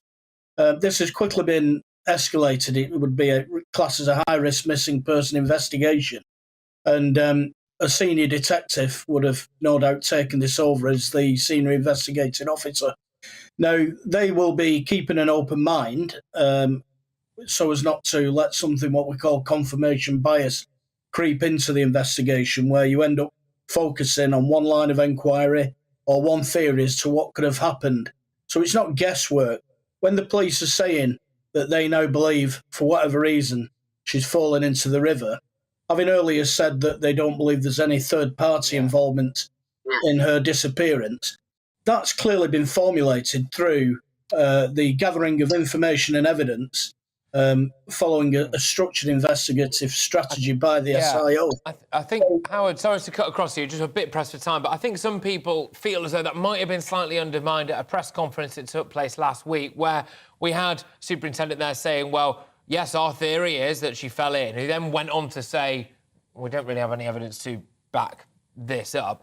What I think members of the public, myself included, would find quite hard to believe is you've got massive amounts of resources, huge police resources, plus now a specialist sonar unit searching this stretch of river. If they do not find anything there, it might look a little bit like the police had come to a conclusion early doors and then done what they can to back that up and potentially miss something vital. Well, no, I don't agree with that, because there's been a big media campaign behind this, which has resulted in witnesses coming forward. I've actually visited that area in the scene and the vicinity of the scene, and it's very open land with a big risk factor being the river itself. So that's got to form part of the police will have several working hypotheses as to what could have happened here, and have now come down fairly firmly on the side that, for whatever reason, she's fallen into the river. Because of the topography of the ground, if she was somewhere lay in a field, for example, nearby, then she would have been found. You know, they've clearly had police search advisors. This hasn't just been a random search. They've experts in who will make sure everything that's covered is covered professionally and nothing's missed. So if there's nothing in the land surrounding the area, and it is open land, then it's not unreasonable to believe that she probably has ended up, for whatever reason, in the river. Given the time of morning as well, there's a lot of dog walkers there. So if there was anything untoward, any third-party involvement, then, there's a good chance that somebody would have seen or heard something suspicious. Yeah, and just quickly, finally, Howard, as well, this must be an absolute nightmare for the police. I had a little window into a similar-ish case that took place in Cumbria, where an individual, a young man, went missing. He ended up in the lake, sadly being found in the lake a couple of weeks later, I think it actually was. Huge body of water, Windermere, and the police were under an unbelievable amount of pressure from local journos at the time, like me as well, saying, how can you not find this guy? Get your act together. And presumably the family were the same as well. This is obviously, it goes without saying, an absolute living hell for the family and the friends of Nicola. This will be a nightmare for the police as well, won't it, until they find her? Absolutely. They're having to manage everybody's expectations, the community, the family. They must be sick with worry. And when you've got bodies of moving water, and I've dealt with cases where people have been recovered from rivers, they can travel some distance. And, no doubt that will be factoring into the expertise they get in to help them search the river. There'll be tributaries that run off it, and ultimately it ends up moving towards an estuary. So, it's not untenable that she might not be found for some time. Howard, thank you very, very much. Howard Millington, there is a former detective superintendent, just bringing us all up to date, a bit more insight as well into this case of Nicola Bulley, the missing dog, also missing mum as well. Shouldn't be forgotten, that's, of course, the family there. It is a case that's gripped the nation, as I keep saying, and because, frankly, it just seems so perplexing. We'll bring you the latest as and when we get it. The fact is that right now there are a new team of independent sonar experts looking at that particular stretch of water. Like I said, we'll bring you the latest. But we're moving on from that now. It's the biggest day of NHS strikes, well, since last week, when that was the biggest day of NHS strikes in its 75-year history. And shouts of, "You clap for us, now pay us," are being heard on picket lines around England. But pay remains a bone of contention between the Health Secretary and the unions, as Steve Barclay has said that any potential rises for nurses would only be next financial year, instead of being backdated to April. And I think this is where it's going now, ladies and gentlemen, because when you really look at trade unionists on the picket line and nurses on the picket line, OK, completely understand. Everyone wants more upfront pay. The government is saying we can't afford it. Maybe unions should start being honest and the government should start being more pushy on the fact that an average nurse's salary is 35 grand. Actually, when you factor in their pension contributions, it's around £62,000 a year. And, as well, important this, if the liabilities of the pensions were paid by the British taxpayer, it would equate to around £2.6 trillion. That's right across the public sector. And that, ladies and gentlemen, is the equivalent to the size of the entire British economy. So can we not do some kind of deal there, pensions versus upfront pay? Anyway, our South West of England reporter Jeff Moody joins me now from a picket line at North Devon District Hospital in Barnstaple. Jeff, it's slightly quieter than the last time I went to you. It was like a carnival earlier, and now it's on the come down. It is a little quieter, yeah, as the day wears on, but people are still hooting their horns at regular intervals. I've managed to catch up with another couple of nurses to talk to. First of all, Sue, who is a retired nurse. Sue, thank you very much indeed for agreeing to talk to me. The worst day of strike action in the NHS's 75-year history, with both the nurses and the ambulance drivers on strike today. How does that make you feel? A mixture of sad, frustrated, angry, and a little bit of pride to say that nurses are strong enough to come out and say enough is enough. We're not prepared to put up with this any longer. If you, people now who have problems with, say, teaching strikes, they'll lose a day's education. With tube strikes and train strikes, their commute to work will be shot to shreds. But with this particular strike, it's people's lives that you're talking about. If you found out that someone today had lost their life because they couldn't get the service they needed, would you still feel proud? No, I'd be devastated for the family and for that patient. But the fact is that the safety of patients is put at risk every day at the moment because there aren't enough staff to look after them. And if we carry on like this, there will never be enough staff to look after them. The first thing we've got to do is look at fair pay for nurses to be able to increase the number of staff in the hospitals and in the community to look after the patients. And I'm going to be one of those patients for the future, so that's why it's important to me. OK, Donna, you're a retired nurse. You left and then you've recently just come back into the profession. We're hearing that when you add pensions to the amount of money that nurses get, it averages out at something like £64,000, which is a fairly significant amount. Give me some idea what it's like in there on a day-to-day basis working for the NHS. It's hard, sort of, for all the nurses that are working there. Sort of, it's relentless. They do take a lot of pride in what they do. They want to give sort of the highest standards of care to their patients, but they're having to sort of share that time amongst so many more patients. It's the pressure sort of on a daily basis that they're dealing with that makes it so difficult. So for you, it's about the working conditions. Sue, just back to you. £64,000, when you include all of the pensions as well and the other benefits, is a fairly significant amount. And the government is saying, look, we'd love to give you a lot more money. We're very grateful for the job that you've done, but there just isn't any more money in the coffers. Yeah, but that's not true, because nurses working full-time pay a lot of money in taxes. They contribute every day to the wealth of this country. And obviously, if they were paid more, they would be contributing more towards their own pay and their own pension. And they contribute towards that pension anyway.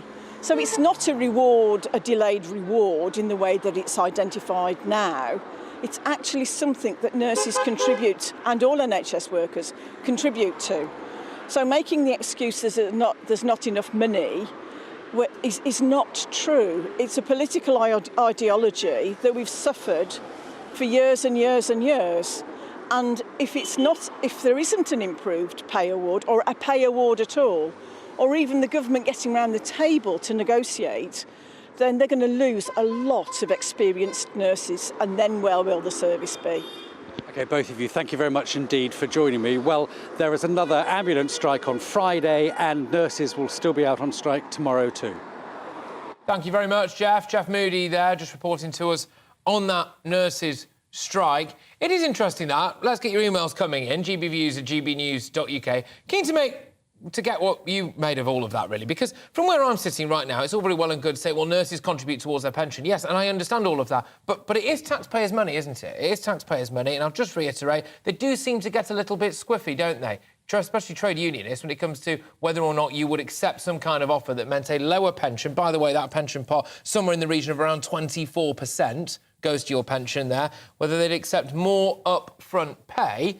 And the reason being, when they say, well, we've got all the money in the world, we've got loads of money, and nurses and doctors, etc., contribute towards our economy and the health of the nation. Yes, they absolutely do. But when they say that they feel undervalued, I'm going to read this out. One official estimate is that the cost of future pension liabilities increased by £70 billion in 2021 to 2022 alone. And the total for nothing more than the pensions liabilities for public sector workers has now hit £2.6 trillion. And that is equivalent to the size of the entire British economy. So, realistically, are we as a society undervaluing our health workers? Could they not maybe come up with some kind of arrangement, which, of course, the unions won't want them to do because they will not want to take any money out of their pensions and put it towards upfront pay. But if you did do that, they would still have a great pension, they would have more upfront pay, and surely that would help when it comes to retention and recruitment. Those are my views. Get yours coming in, and indeed a lot of you have. Neil says, unless the whole management in the NHS is sorted out, the morale will not improve. Throwing money will not help the majority of nurses and ambulance drivers who are striking. A complete overhaul is needed. I can't help but feel, Neil, asking the British public, when you look at these figures about the fact that the pension liabilities are already the equivalent to the size of the entire British economy, asking the British public in a time of a cost of living crisis to do more, or telling taxpayers that we're not doing enough already, I think it will be a tough pill to swallow. Of course, these are figures that union reps on the picket lines don't want to tell you. Ken says perhaps all of the MPs and top civil servants should look to use their gold-plated pensions to reduce their pay rises and the burden on taxpayers. Maybe then we can afford to pay the nurses. I get the point that you're making, absolutely. And some people say, well, why can we pay MPs this amount of money and nurses not? How many lives does an MP save? Yeah, 100%, I do get that. There is the argument that MPs are, of course, elected officials. They make laws, they pass laws, and it is a very important job, and we want to attract our best. But yeah, I completely get your logic there, which is maybe they should reduce their gold-plated pensions as well. Slight race to the bottom, and I can tell you right now, I don't think their pension is anywhere near as gold-plated as it would appear to be anyway in the public sector. I think most people bang up for a pay rise for people in the public sector, a relatively decent pay rise. I can understand that, but whilst the pension contributions are that much as well, is there not a deal to be done there? You're with me, Patrick Christys, on GB News. Coming up, we'll be speaking to a lawyer specialising in sex crimes and talking about Operation Stovewood, and that is the investigation into allegations of child sexual abuse in Rotherham. More than 1,300 crimes have been recorded. This is the story, of course.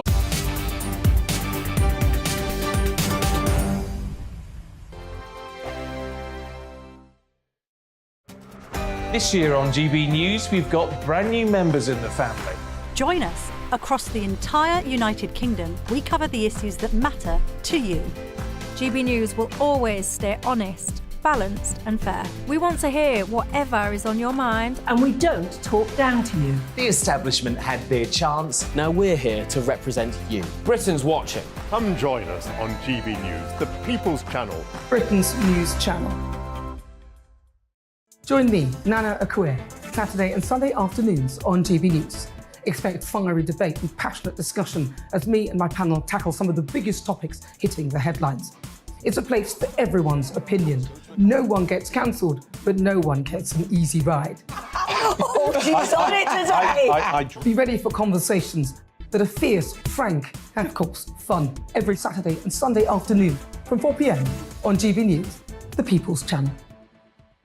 We are GB News, right across the nation. You can get us on television, on radio, on digital. We're absolutely everywhere. Amazing! You see, amazing! You remind me of me in the European Parliament. But here's the most important bit. We are not part of the mainstream establishment. We think and speak just like you do. We are the People's Channel. Magnificent. That's really, really thoughtful. Come and join us on GB News, the People's News Channel.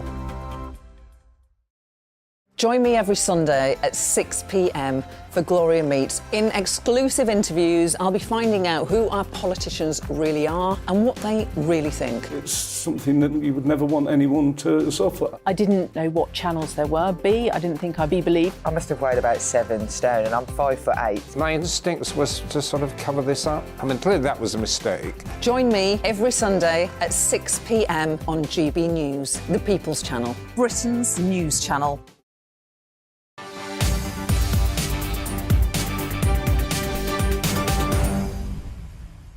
OK, welcome back. Now, 2 men charged with a series of offences, including rape, linked to an investigation into child abuse in Rotherham, have both pleaded not guilty at Sheffield Crown Court today.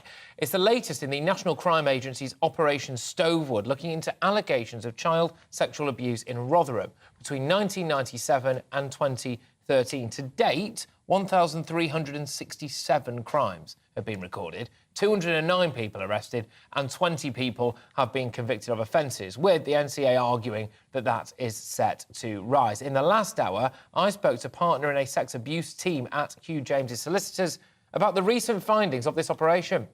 Was identified was that a large number of the perpetrators came from the Asian community, and there was a great sensitivity about that, and maybe the sensitivity was misplaced. But I think what we now understand is you can't dodge the issues. You've got to be objective, and you've got to accept when you're looking at these very unpleasant and difficult issues, but you can't prejudge and you can't ring fence. You've got to be objective.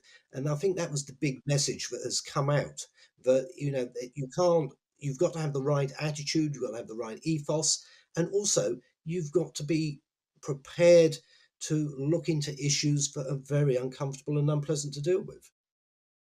Yes, indeed. Now, GB News' documentary filmmaker Charlie Peters joins me. Charlie, I keep getting loads and loads of emails in on this very issue, gbviews@gbnews.uk, talking about, as a whole, the grooming gang issue in the UK. Every now and again, an independent inquiry pops up. Every now and again, we get something a little bit like what's taking place now. But people say to me time and time again, I'm inclined to agree with them, that people are afraid about the fact that the demographics of some of the individuals involved, British, Pakistani men versus young working-class white girls, that kind of thing means that it's shoved under the carpet. Yeah, all too often that is the case. I think we are now seeing, thanks in part to this channel, I believe, a general shift away from that racial nervousness, the political correctness, which a lot of people say that political correctness means good manners. Well, actually, no, it has consequences. And for the best part of 3 decades, one of those consequences has been total ignorance on one of the worst abuse scandals in modern history, in Northern Europe, really, not just in this country, for reasons just to improve so-called community cohesion. Now, it's the scandal of our time. But I think, as I said, there is a general shift now towards the truth, towards investigation and towards discussion. Because when this story first broke in 2012, when the Times ran their headlines in Rotherham, and we started to think about this as a national problem, not just focused on one small town, one children's home, you know, there were serious efforts to kick this into the long grass. Yeah? And the major reason that this was done was to avoid the so-called issues around community cohesion. Now, as part of this trend, we're going to talking about it a bit more. A lot of that is coming through some successful prosecutions. You know, the NCA's Operation Stovewood here being one of them. But last year, during his leadership campaign, Rishi Sunak, the Prime Minister, then, of course, just a candidate, he said that he wanted National Crime Agency investigations into every single town and city where credible allegations of these gangs has occurred. Because it's all over the place. Well, GB News Investigates has uncovered up to 50 different towns and cities. And if people watching GB News want to learn more about them, they could tune in this Saturday at 8 p.m. for the first GB News Investigates film, Grooming Gangs, Britain's Shame. We will uncover and explain the true depth and breadth of this issue. Just give us the timings of those again in case people missed it. This is an exclusive documentary that you've been working on, Charlie. This Saturday at 8 p.m. This Saturday at 8 p.m. Look, make sure that you do keep your diary free for that, because it will be enlightening.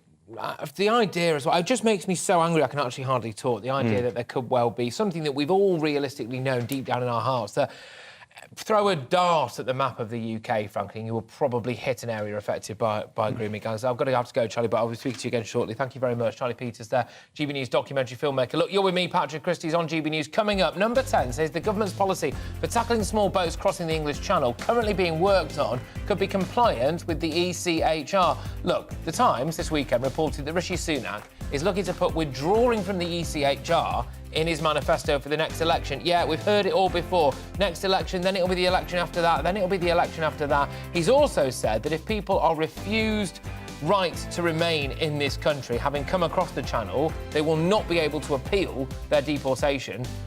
Well, I'll believe that when I see it. I don't know about you, ladies and gentlemen, but of course, as well, what the Tories are saying is this: at least we want to stop the small boats. I'm asking you whether or not you believe any of them, but right now, it's your headlines.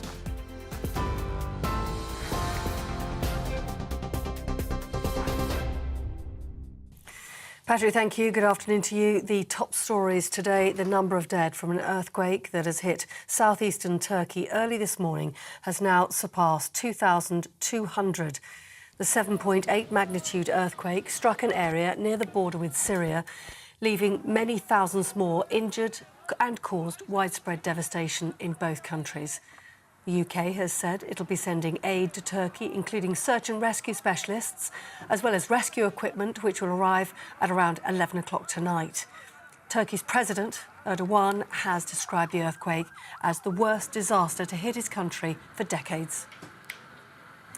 A man has been found guilty of murdering a woman and her young daughter before burying them under his kitchen floor. Andrew Innes killed 25-year-old Benelin Burke and 2-year-old Jellica. The 52-year-old was also convicted of sexually abusing the toddler and raping another child at his home in Dundee between February and March in 2021. Innes now faces life imprisonment, with each murder carrying a mandatory life sentence. And as you've been hearing, the NHS is facing huge disruption today as tens of thousands of nurses and ambulance staff in England go on strike in the biggest walkout in the service's history. The Royal College of Nursing is beginning a 2-day strike in a dispute over pay. Ambulance crews and call handlers will return to work tomorrow, but will continue industrial action on Friday. The Health Secretary, Steve Barclay, says a resolution to the strikes needs to come through the independent pay review body. And a private underwater rescue company have begun their search for Nicola Bulley in Lancashire. The specialist diving company have been brought in to help police search the River Wyre after Miss Bulley vanished over a week ago. Police believe the 45-year-old may have fallen into the river, but her family and friends have questioned that, saying there's still no evidence. And that comes after CCTV pictures were released from the day she disappeared, which showed the mother of two loading her car before driving her 2 children to school.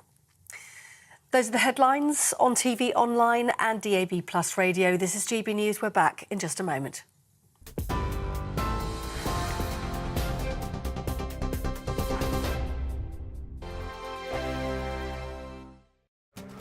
This year on GB News, we've got brand new members in the family. Join us. Across the entire United Kingdom, we cover the issues that matter to you. GB News will always stay honest, balanced and fair. We want to hear whatever is on your mind. And we don't talk down to you. The establishment had their chance. Now we're here to represent you. Britain's watching. Come join us on GB News, the People's Channel. Britain's news channel. Monday to Thursday, 9 p.m. till 11 p.m. Join me, Dan Wootton. I'll bring you the sharpest takes and hottest debates. Do you not believe in prisons? I don't believe in prisons. I'm completely stunned. I guarantee you there'll be no spin, no bias, no censorship. I actually was personally quite offended by it. And no reason to go to bed. So I guess they've always been quite woke. That's Dan Wootton tonight on TV, radio and online. Monday to Thursday from 9 p.m. till 11 p.m. on GB News. The People's Channel, Britain's news channel. We are GB News, and we'd like to say thank you to each and every one of you for bringing us your conversations, for helping our great nation find its voice, We are here for you on radio, television, and online. Across England, Scotland, Wales, and Northern Ireland. It's not the BBC, you actually get your facts right. We are proud to be GB News, the People's Channel, Britain's news channel. I'm Mark White. As GB News Home and Security Editor, I cover those key issues that are so important to you. Our authorities, our communities doing all they can to combat violent crime. With the public services under unbearable strain, why are we still failing to control our borders? Defence, the first priority of any government, has been continually hollowed out. Can we trust our politicians to protect the armed forces? Join me, Mark White, on GB News.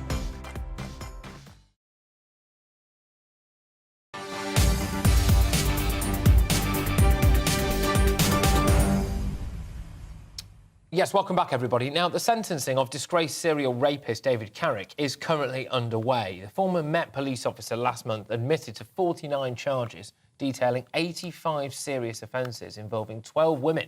The court heard that one of Carrick's victims was told by a nurse that this wasn't the first time she had heard of an officer raping someone and didn't think it would be the last. Prosecutor Tim Little KC said the case falls short of meriting a whole life sentence, but he told the judge the case should mean a discretionary life sentence with a fixed minimum term. Former Met police officer Chris Hobbs joins me live now in the studio. Chris, thank you very, very much. How widespread do you think sexual offenders are within the Met? I think, obviously, what's happened recently is absolutely dreadful. Absolutely dreadful. And you can see why people would be wary of police officers and approaching police officers if they're in trouble, etc., etc. How prevalent is it? Personally speaking, in terms of sexual offences, I don't think it's that prevalent. I think we've had two dreadful cases together. Misogyny within the police, which is at a different level. I think probably most female officers would say, yes, at some stage in my career, I've experienced misogyny by serving officers. However, I think the crunch would be with female officers is if you ask them, in your 25, 30-year service, do you find the overwhelming majority of police officers trustworthy and professional? I think, and certainly the ones I've spoken to that I used to work with would say, yes, I would. But unfortunately, what we do have is a minority who are a disgrace. In terms of the vetting procedure, I don't know anything about it. I've never been through a Met's vetting procedure. Clearly, it's not worked in the past.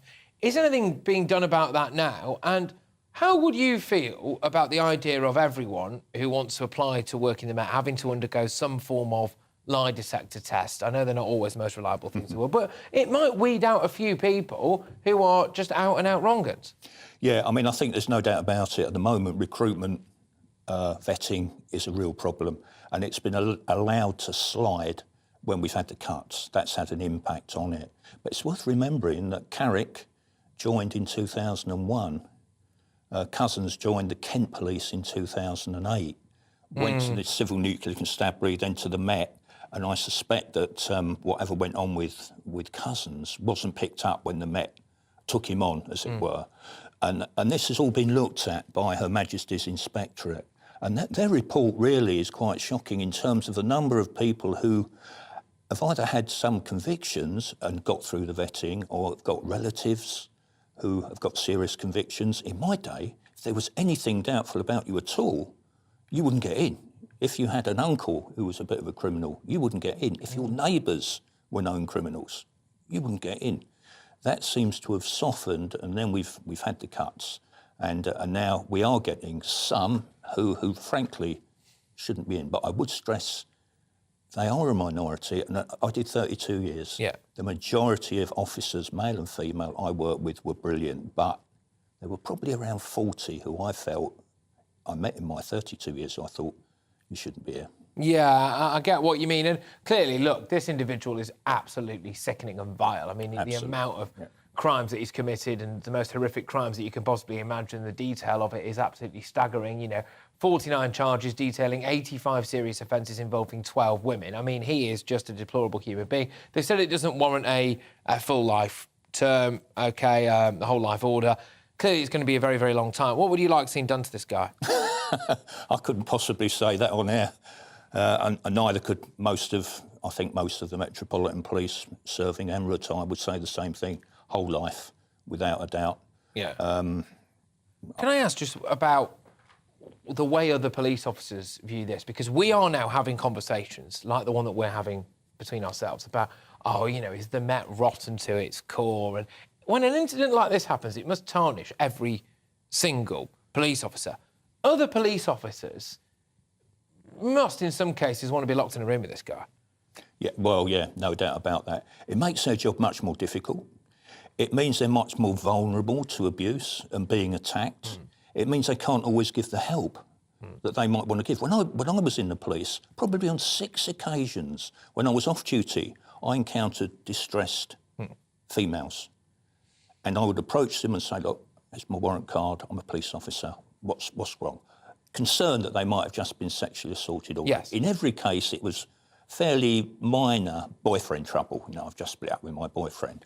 But now the thought that if I did that now and approached someone who was distressed with a warrant card, they would probably be horrified. Well, it's a horrendous position to be in. Yeah, absolutely. For everyone, for absolutely everyone, because there's no winners there then, is there, at all?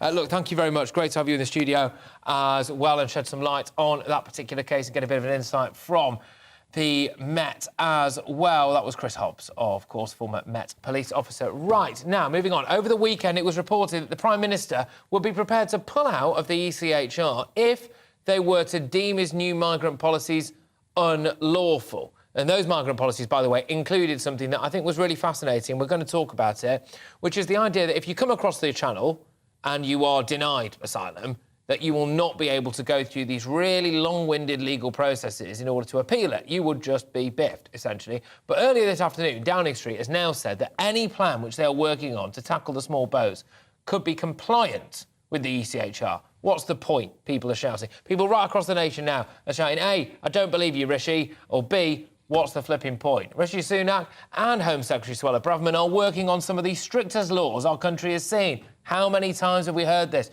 To stop anyone who travels here illegally from claiming asylum. Since the day I was born, people have been working on the strictest laws we've ever seen. Joining me now is Stephen Wolfe, Director at the Centre for Migration and Economic Prosperity and human rights lawyer Shoaib Khan. Thank you very, very much. Stephen, I will start with you. What is the point of pulling out of the ECHR and then doing something that's completely aligned with it? I'm getting deja vu over Brexit again, full regulatory alignment.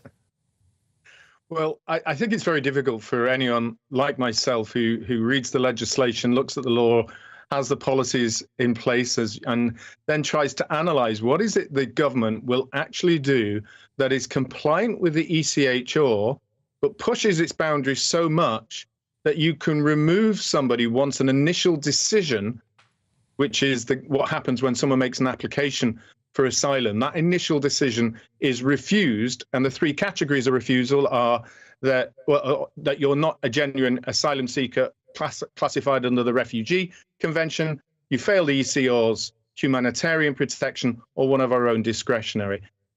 At that point, it becomes very difficult for someone like myself to say, how is it going to work? How is he practically going to expel someone through a deportation order and still be compliant with the ECHR? It's baffling. OK, well, here is human rights lawyer Shoaib Khan. Shoaib, I'm going to flip it on its head with this. I'm going to ask you how they could. How can we do it? How can we get people, how can we decide that this person has come here, we don't want them here? How do we get rid of them? Well, we have to give them the protections of the law, and that is allowing them to go through an appeal. We know that asylum appeals, just looking at the statistics, more than half of asylum appeals are successful. That means that of the decisions that actually get through courts, in more than half of those cases, the Home Office got it wrong, and they wrongfully and unlawfully refused that person asylum. So it's just, it's astonishing, really, that the Home Office or the Home Secretary, the Prime Minister, can even suggest this, it might be if you say, look, I've got this perfect track record. I never make any mistakes. I don't need any scrutiny or accountability. I don't need my decisions reviewed. I'm perfect. Even then you might say, OK, that's a bit, a bit extreme to have no scrutiny. But for someone that gets things so terribly wrong so often, for them to say, well, once we made a decision, that's it. That's, off to Syria, back to Ukraine, back to Afghanistan. That's just completely unacceptable. OK, well, Stephen, I'll throw that back to you because this is the argument that we're going to hear a lot about if Rishi Sunak is going to push ahead and either get us out of the ECHR or try to plough ahead with just deporting people, essentially, without an appeal, right? So that's the argument. How do you respond to it? Well, I think generally what we saw is in the initial decision stage, 60% of all applications for asylum fail at the first instance. Shoaib is correct that when they go to the appeal, 50% of that 60%. So you've got to see it's a small number. So each year, we have about 16,500 people who completely fail the asylum application process and appeal system. And Patrick, as you and I know, those people then are ready for deportation. We can remove them, but we don't. And here is the issue. The top 4 countries that generally make these asylum applications are Iran, Iraq, Somalia, and Afghanistan. We have no deals with those countries to return them. So when Rishi says we will return them to their country or the first port of call, he's not getting any deals to return them to Afghanistan, Pakistan, Iran, or Iraq. Yeah. So is he going to return them to the EU? So again, we're in that situation. Where does he put them? It can only be somewhere like Rwanda, and we haven't got the space for 16,500 people. I'm sorry, but we do have... I get exactly what you're saying, Steve, but we do have places. I mean, there were talk of things like Ascension Island and the Falklands, and people were laughing about all of that, but it is starting to look maybe a little bit more palatable. Shoaib, I'll throw it back your way now. Shoaib Khan, who is, of course, a human rights lawyer.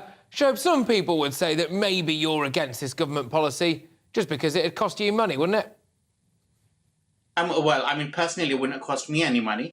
But even others that it would, I think it's the principle. I mean, like Stephen was just saying, the point is after, the way he just explained things, how would we send those people back? What's it got to do with the human rights? What's it got to do with the ECHR? What's it got to do with the judges? The point is you've got an Afghan asylum seeker. The Home Office refuses them, even if he goes through the appeals process. In the end, if we have no deal with Afghanistan, how is that Strasbourg's fault? How is that a court's fault? The point is that's the government, that's the Home Office, that's our Home Secretary, who have been failing at this for decades and decades. I mean, how is the lack of a returns process a judge's fault? If they were refusing, if they weren't from one of those countries, OK, so let's just say they were from somewhere else. What I don't understand, Shoaib, is that other nations, are those lovely, fluffy bastions of democracy and peace and humanity on the continent there, they just ignore the ECHR. Shoaib, why don't we do that? Because that would be against the law. That's the whole point of having a They all get away with it. I mean, I can't just turn up to my magistrate's court, get convicted, and they say, I'm withdrawing from your jurisdiction. Well, it turns out if you're Spanish, you can. Sorry? It turns out if you're Spanish, you can. The Spanish ignore the ECHR all the time. Well, there's lots of people who do break the law. I mean, that's not an argument, is it? Saying that, well, another news channel breaks the law, why shouldn't GBNews? I mean, so yes, other governments do that, other people do that. Then when they go back to court, they're found guilty again. Well, the main thing is, even if it's not the court, the point is, you have to have humanitarian, humane, fair, lawful laws. Okay. That's the whole point. It's not about whether the court finds you guilty or not. All right. The point is, if this is a part of... Right, I do understand. I do take your point, absolutely. Just final word quickly, Stephen, now. The question is believability as well, regardless of whether or not it's actually legal to pull out the ECHR or whatever guff that Rishi Sunak comes out with now. Do you think he actually wants to do it? Because, well, I mean, he hasn't so far, has he? And we're talking about, it might be, we'll do it by the next election. Have a day off. Well, look, Patrick, since 2010, the Conservative Party has had in their manifesto that they will remove ourselves from the ECHR and the Human Rights Act. They just haven't done it. Even if he puts this into law in the next few months, then it will no doubt be challenged on judicial review, just as the Rwanda policy was done. As we can see with Rwanda, that's taken at least over a year. That's pushing him very close to the next general election. Yeah, so it is a good line to say it, but in practical terms, I think it's just pushing this can further down the road and hope that they can start blaming Labour if they come in for the massive issues that will come when Labour do come into power. Well, indeed. And the reality is, at least the Tories are talking about stopping it. Let's be perfectly honest with you. I mean, Labour, absolutely. Absolutely don't. Look, both of you, thank you very, very much. Good chat, that. Stephen Wolfe, Director at the Centre for Migration, Economic Prosperity, and human rights lawyer Shoaib Khan. Now, this afternoon, the Prime Minister's spokesperson has claimed that Rishi Sunak will always listen to former Prime Ministers after Liz Truss used her first public intervention since stepping down to defend her failed bid to boost growth. In a 4,000-word snooze-fest essay in The Telegraph, she said that her tax-cutting policies were undermined by left-wing economic establishment before they'd been given a chance. But she did say that she was not blameless when the mini-budget was unravelled. In just a few moments, in her first broadcast interview since resigning, Liz Truss will speak to The Spectator and we'll be able to hear in her own words why she thinks it went wrong. That's right, we'll be taking that live, ladies and gents. But I'm asking, is she fighting a losing battle or is she able to mount a political comeback? Joining me now, who better? GBNews political reporter Olivia Rutley. Olivia, can I just say, I'm actively angry at Liz Truss and I don't really care what she has to say now because, frankly, she screwed it up. She had the opportunity to introduce a low tax with some pretty sound economic policies and she just messed it up because she explained it so terribly. Yeah, I mean, I think she would argue, and in fact has argued in this very long essay for The Telegraph, that the odds were always just stacked against her. She didn't understand, and she acknowledges that she was naive not to understand this, the way in which the economic establishment had been set up to be stacked against any sort of low-tax conservative, big C conservative policies. So as she puts it, a tinderbox was under the UK economy before she came to it, which she didn't understand. And we had all of these pension funds which were massively leveraged. So as soon as government bonds went down, there was massive trouble there. We have the OBR, which is, she argues, structurally designed to be in favour of high spend policies and against low tax policies. So she would say that, to your allegation, that she had her opportunity, that she didn't really have the opportunity because of the way this establishment has been set up and run since the Blair years. So she's saying that it was always rigged against her by some kind of left-leaning economic elite who decided that they didn't particularly like her. I mean, she stopped short of calling them the Illuminati, but she's not far off it. Well, it's not so much not like her as not like low-tax policies in general. Right. So her argument is that the Bank of England, Whitehall, the civil service, essentially, are all overestimate the power of high spending and continually underestimate the power of lowering taxes to enable ground-up economic growth. And that is a problem, by the way, yes, if that's true. And there are plenty of Conservative MPs who think that she does have a point there. She would say that she had this mandate. The problem, one of the big political problems for Liz Truss, is that her mandate was always a little bit tenuous. What she wanted to do by modern standards were pretty radical, although some would say it's just a normal Conservative programme for policy. But she didn't really have the real support. She had the members, but she didn't have that mandate. She didn't really inherit it from Boris Johnson in a political sense. I do think she makes some really good points, though, and increasingly, I think if you just look at what some of Liz Truss wanted to do on paper, economic policy-wise, I do think history will remember it a lot kinder than the reality of the situation was at the time. And I think the Tory MPs have a lot to answer for as well, because they decided to biff Boris Johnson, a man who, frankly, I think wins elections. He does win elections, and was popular, rightly or wrongly, in my opinion, rightly, an incredibly popular chap. They then had someone who the member base voted on in Liz Truss and got rid of her before she had a chance to, although she made a really ham-fisted attempt at explaining it, actually enact anything, and then installed on us a banker in a suit alongside someone else who looks like he should have been a banker in a suit to run our country, completely unelected by anyone. Anyway, Olivia, thank you. All right, Olivia Rutley there, GBNews' political reporter. Just a few moments ago, gosh, back in time, the former Secretary, James, Foreign Secretary, I'll get something right in a minute, James Cleverly, has given us more details on the UK's response to the devastating earthquake in Turkey and Syria in the early hours of this morning. Let's have a listen to what he had to say. When I heard about it early this morning, I immediately contacted my Turkish opposite number to express our condolences and to give an offer of assistance. With a situation like this, of course, timeliness is of the essence. So we have deployed a large search and rescue team with state-of-the-art life-saving equipment. They will be deploying to Turkey very soon. They should be leaving today and deploying soon as they arrive. With Syria, of course, the situation is more complicated, but we have given many years of support to the White Helmets, who, of course, are experts in search and rescue. We'll be working through our UN partners on the ground, and we have increased funding and allocated funding specifically in response to this situation. At this stage, We are not aware of any British fatalities, but of course it's too easy, it's far too early for us to say that that won't be the case. OK, there we go. James Cleverly there, just outlining what's been going on, those devastating earthquakes in Turkey and indeed Syria, and our response to them. You are with me, Patrick Christys, right here on GB News. Make sure you stay locked in, because coming up, we'll bring you more on the biggest NHS strike in history. Frankly, as well, I'm not afraid to ask some rather uncomfortable questions relating to pensions and upfront pay that you don't hear coming out of the union barons, do you? And you certainly don't hear on the picket lines. Essentially, from what I can gather, they want a lot more upfront pay and they don't want you to go anywhere near your pensions. Yeah, all right, fine, but I want to be 6'9" and great at football. We can't have it all, people. We can't have it all. GBviews at gbnews.uk. I'm also going to be getting stuck into the latest when it comes to a grooming gang case.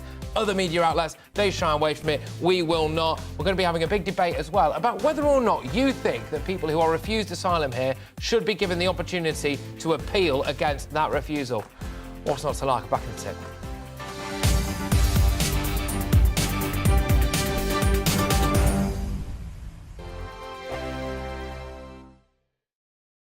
He's the king of breakfast TV, and he's back. Eamon Holmes, back on the TV with me this morning. Even remember my name. I know, it's been 4 months. You have holy water by your bed? Oh, yes. Oh, already to bless. Yeah. Oh, Eamon. Oh. Why do you not believe anything I say? Eamon Holmes back on GB News Breakfast at 6 a.m.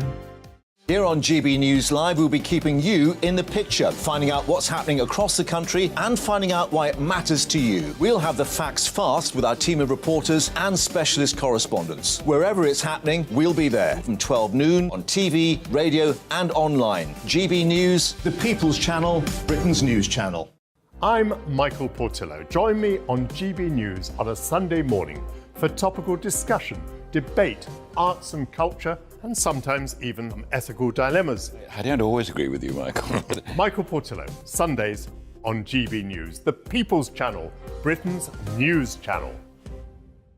Hello, I'm Michelle Dewberry, and you can join me every weekday 6 till 7 on Jubes and Kerr. You're an inspiration to us all. Clip that bit up. Well, you are. That's my ringtone. My political ambitions those days are gone, I can tell you. She's only teasing. Go on. He's probably going to want to lay down now. I'll give him 2 minutes to have one.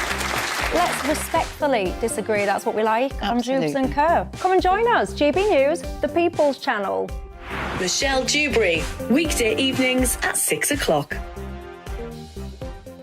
Monday to Thursday on GB News, it's Bev Turner Today from 10 a.m. We're going to be here for you, our GB News family, to keep you up to date, but also make you smile. The guy went from puberty to adultery. And I can't wait to bring a few of my own opinions. I have no time for cultural totalitarianism. We'll engage in passionate, but always polite debate, with your thoughts and opinions at the centre of it all. Only on GB News, the People's Channel, Britain's news channel.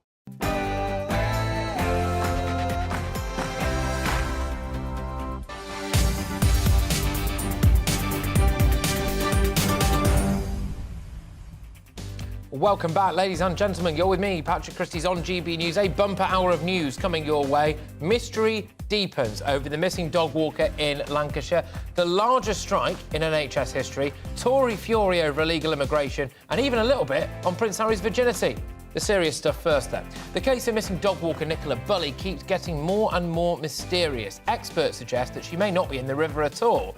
The family accused the police of not doing enough, and now they've called in independent underwater rescuers. We will cross live to Lancashire for the latest, and hopefully later on we will actually be speaking to the man heading up this latest dive operation, so we'll find out exactly what's taking place there. Also this hour, should nurses get less pension and more upfront pay? When you find out the size of their pension, you might be inclined to agree that's the solution. The Health Secretary, Steve Barclay, has downplayed the size of NHS strikes despite tens of thousands of workers beginning the biggest walkout in the service's history, until next week, no doubt, and that'll be the biggest walkout anyway. At a picket line earlier, the General Secretary of the Royal College of Nursing said action will continue until the government listens to their demands. Government has chosen to punish the nurses of England instead of getting round a table and talking to me about pay in the same way as they've done in Wales and in Scotland. Whopping great big pension there. Anyway, Rishi Sunak has been accused of willy waving and not really wanting to get us out of the ECHR. He also wants to stop Channel migrants being able to appeal against their deportation. The Tories say, hey, at least we want to stop the boats. Labour do not. get in touch. Email gbviews@gbnews.uk. 2 ones for you today. Should nurses take more upfront pay, less pension, save the taxpayer a few quid to cost of living crisis? Also, should asylum seekers be able to appeal their deportation? gbviews@gbnews.uk. All that coming your way after these headlines.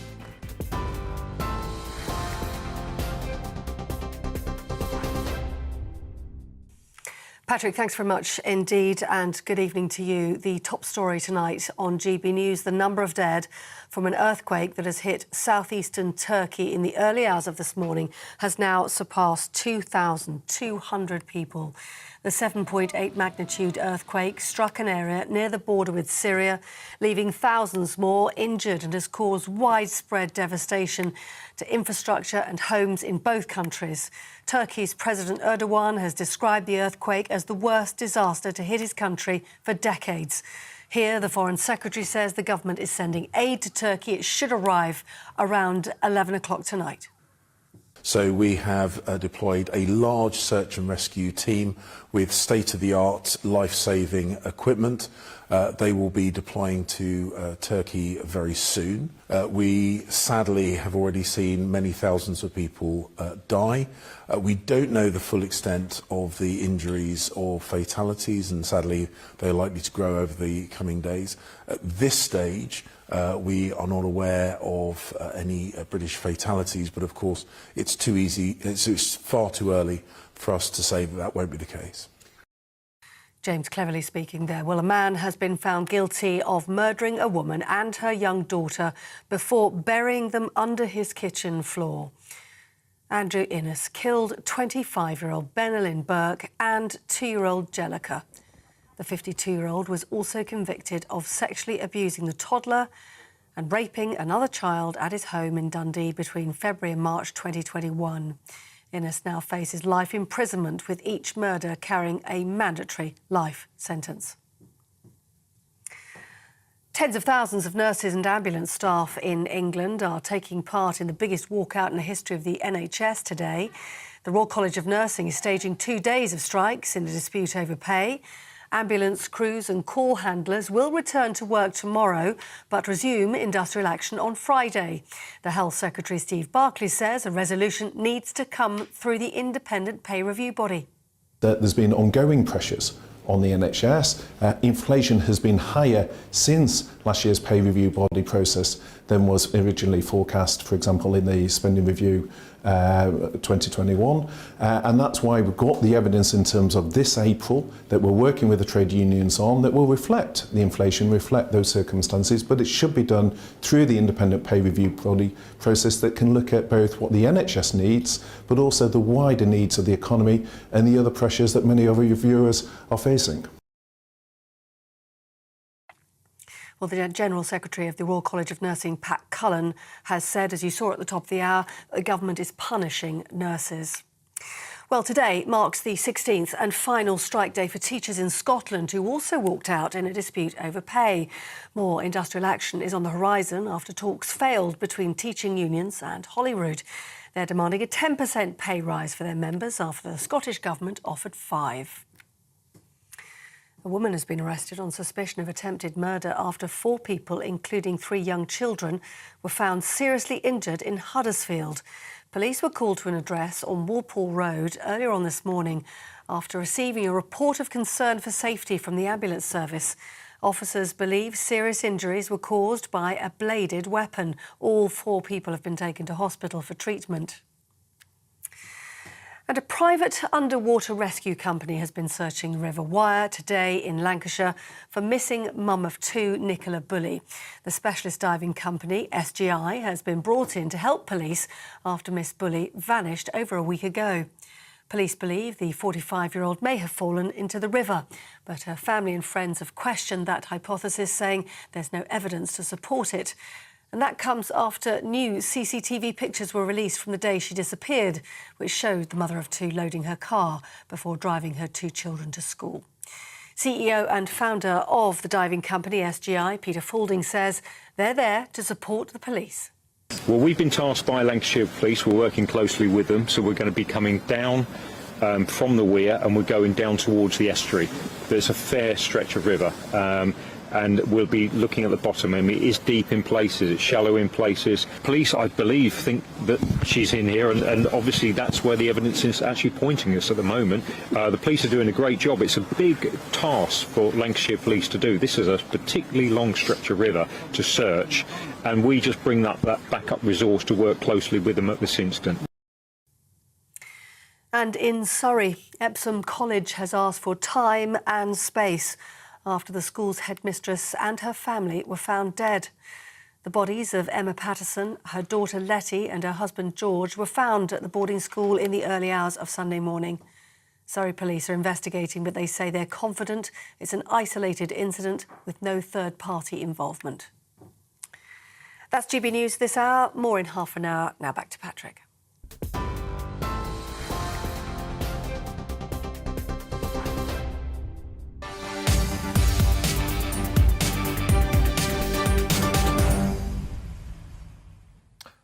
Welcome back, wonderful people. Let's crack on, shall we? Former Conservative Minister Paul Magnard has told the Commons today that speculation, as well as members of the public turning up at St Michael's on Wire, is hampering the investigation into the missing mother of two, Nicola Bulley. This is, of course, that case that everyone is talking about right across the country. Earlier today, underwater search experts arrived to help look for the missing dog walker and mother of two, who vanished on a walk at a beauty spot on the River Wire. Police have been working on the theory that the 45-year-old fell into the river, but her family and friends have questioned the police, suggesting that there's not enough evidence. In fact, the police themselves did actually say it is, well, crucially, just a theory. And it is all getting rather mysterious, isn't it? Joining me now is former Detective Superintendent at Scotland Yard. It's Mike Neville, who previously oversaw a missing persons unit in Lambeth, knows a thing or two around this kind of case. Thank you very much. Great to have you on the show, Mike. We did have a forensics expert on here on the weekend, on Esther and Phil's show, actually, raising his own concerns about whether or not Nicola is actually in the river. And frankly, this is what this case at the minute seems to come down to, doesn't it? Is she in the river or not? Your views? Absolutely. I mean, I think Lancashire Police have gone out of the way to look at CCTV, trace witnesses and do all sorts of other traditional policing to try and find her. But when people go in a river, they do vanish for some time. If you look, there was a tragic case a couple of years ago, Anthony Knott, who was a fireman who fell into a river in Sussex. And he was found 21 days later, 8 miles away from where he'd fallen in towards the estuary of that river. So it just shows how somebody can go into a river and vanish for a long time. So the use of this sonar equipment seems to be a very good move. I'm surprised initially the police refused that assistance, but thankfully now that they're using it. Whoa. But I'm absolutely sure that the police won't be just putting all their eggs in one basket. As I've said, they've put out CCTV of potential witnesses who may have seen something. They've been tracing CCTV, and they've been looking at the mobile phone. So I do think that Lancashire Police are doing as much as they can at the moment on this case. You mentioned there, Mike, that in your research they've said that they turned down sonar initially. That would potentially appear to be an oversight, no? No, I just think sometimes the police are very insular. You know, they don't like to look for outside help, whether it's academics or forensic experts or other people. I mean, I've spent my time as a retired officer saying to the Met, look, you know, I've got some skills, I'll come back and help you. And it's like, no, we can do it all ourselves. And even when another force offers assistance, there's often resistance. You know, you remember the Yorkshire Ripper inquiry where the Yorkshire police said, oh, the London police, we don't need them because they haven't even caught their own Ripper yet. You know, so all this like childish nonsense goes on. And so I think pressure from the family has sorted this out. And I think when you've got somebody who's an expert, who's got bona fide qualifications, who can show that they've done this sort of thing before, why not use them? Because it can hopefully either prove the theory, or well, we hope it doesn't prove the theory and she's alive somewhere and well. Well, fingers crossed, and we're all hoping that. And the case that springs to mind for me about getting independent experts in was the sad case of Emiliano Sala, the footballer. The plane went down in the Channel. We all know the story there. But, of course, it was similar-ish to this, actually. Outside companies, potentially with more technology or more able to use it or whatever, he managed to actually locate that plane and then, of course, recover the body in that case. So, Mike, just in your view, you obviously years and years and years of experience dealing with missing persons unit in Lambeth. Speculation, some of the speculation online, and I'm at pains to point this out now, has been utterly vile, and I don't want to go down that rabbit hole. But the idea, if she's not in the river, would mean that she has gone missing somewhere or someone has potentially taken her. How difficult is it to just go missing in terms of on land in the UK? People think there's CCTV cameras everywhere. Absolutely. So that's my real area of expertise, CCTV. To absolutely vanish is almost impossible because at some point you'll need money, you'll need to make contact with somebody. Things like Fitbits and iWatches. If you remember the case of the Greek helicopter pilot who murdered his wife, the way that they knew that he was lying and the time that she died was the Apple Watch showed the time her heartbeat had stopped. And also you can track people like this. So from the time I ran that unit 20 years ago, we've now got even more CCTV with all sorts of devices. And of course, there's been some wicked speculation, I think, about the family and the like. But of course, the family have got home CCTV and all these Alexas and all these sort of devices. They can prove, look, I was in this place at that time. So that in a way, that technology that's advanced in the last, say, 10 years can really help the police to rule out theories about who has done this. Because, of course, when anybody goes missing, the police have to look at the family. We know that's a fact. But with these devices, it's much easier now to say, right, this alibi is absolutely credible. We've got CCTV, we've got phone, cell site tracking that this person was in this place at that time. And I just think too often, some people are there to help, and they do help the police, and they go on search teams or they put forward information. But some people are just wicked and vile, and social media, of course, has made that even worse. Well, yeah, and also the fact that there have been some pretty sinister cases in the past where there's been huge amounts of public support and then something nefarious. We've all seen the crocodile tears, haven't we? We've all seen the crocodile tears of the relatives saying, "I wish, my daughter, wife, whoever comes back soon." And that. But I think in this case, the Lancashire police have gone out of their way to show that that is not the case. Yeah, and let's hope she returns well wherever she is. Look, fingers crossed, absolutely. And look, I think one way or the other, as long as she's found soon, because it must be hell for this family and the friends, and it must as well be hell for the police, because we've just addressed, as I think we were right to do, by the way, some pretty wild speculation that's taken place, but also as well the pressure that the police are under now, and it's not good for them, is it? I think one way or the other, obviously, hopefully this case is solved quickly and with the best possible outcome. Look, thank you very much. I don't believe we've spoken before, Mike, but I'd love to talk to you again very soon, hopefully on something slightly less depressing, though. Mike Neville there, who is the former Detective Superintendent at Scotland Yard and, of course, crucially, in relation to this story, oversaw a missing persons unit in Lambeth for a number of years. Now, moving on. The biggest day of strikes in the NHS history, until the next one, of course, has been taking place today with ambulance workers and nurses walking out in their ongoing bid to get Rishi Sunak to the negotiating table. Labour Shadow Health Secretary Wes Streeting said it's time the Prime Minister swallows his pride and increases pay for NHS staff. Fascinating, though, isn't it? Because it's taken them a while to actually say that. It would appear that Labour now are overtly behind some kind of pay increase, although I'm not sure he's put a figure on it. But the deadlock looks set to continue as the Royal College of Nursing remains committed to its call for a backdated pay rise. Health Secretary Steve Barclay is insistent that talks will focus on looking towards the future. Look, it's like Groundhog Day. We all know where we are, OK? Joining me now is Dame Anne-Marie Rafferty, who is the former president of the RCN and Professor of Nursing Policy. Great to have you on the show. Thank you very much. Can you just address something for me? Because I've got some figures here about pension contributions, OK? And a lot of people will be wondering why on earth this isn't being spoken about a bit more.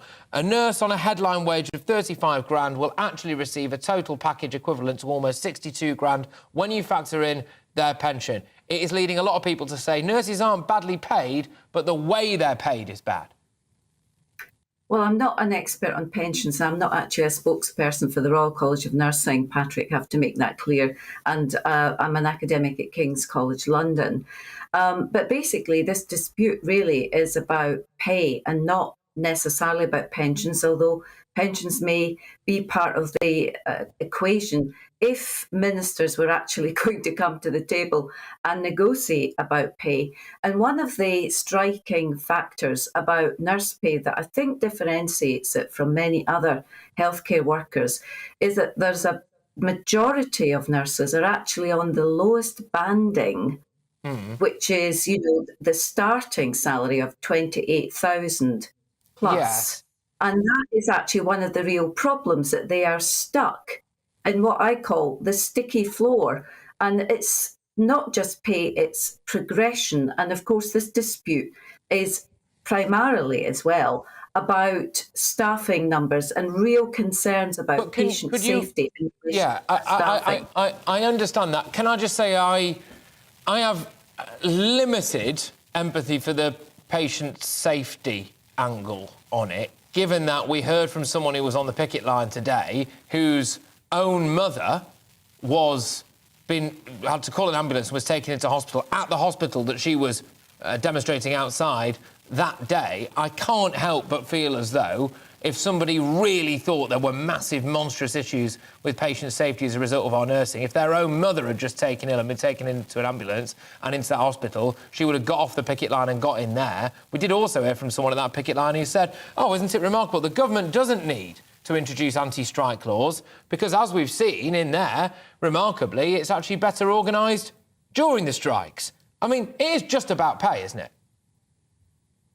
No, it's about staffing. And, you know, nursing is the most important force because of the 24/7, you know, getting up and close to patients, facility and protective shield that we have in relation to patient safety. Yeah. And I think, you know, our research demonstrates that quite categorically, that lower staffing levels, that's lower than planned staffing levels, actually increases patients' chances of dying.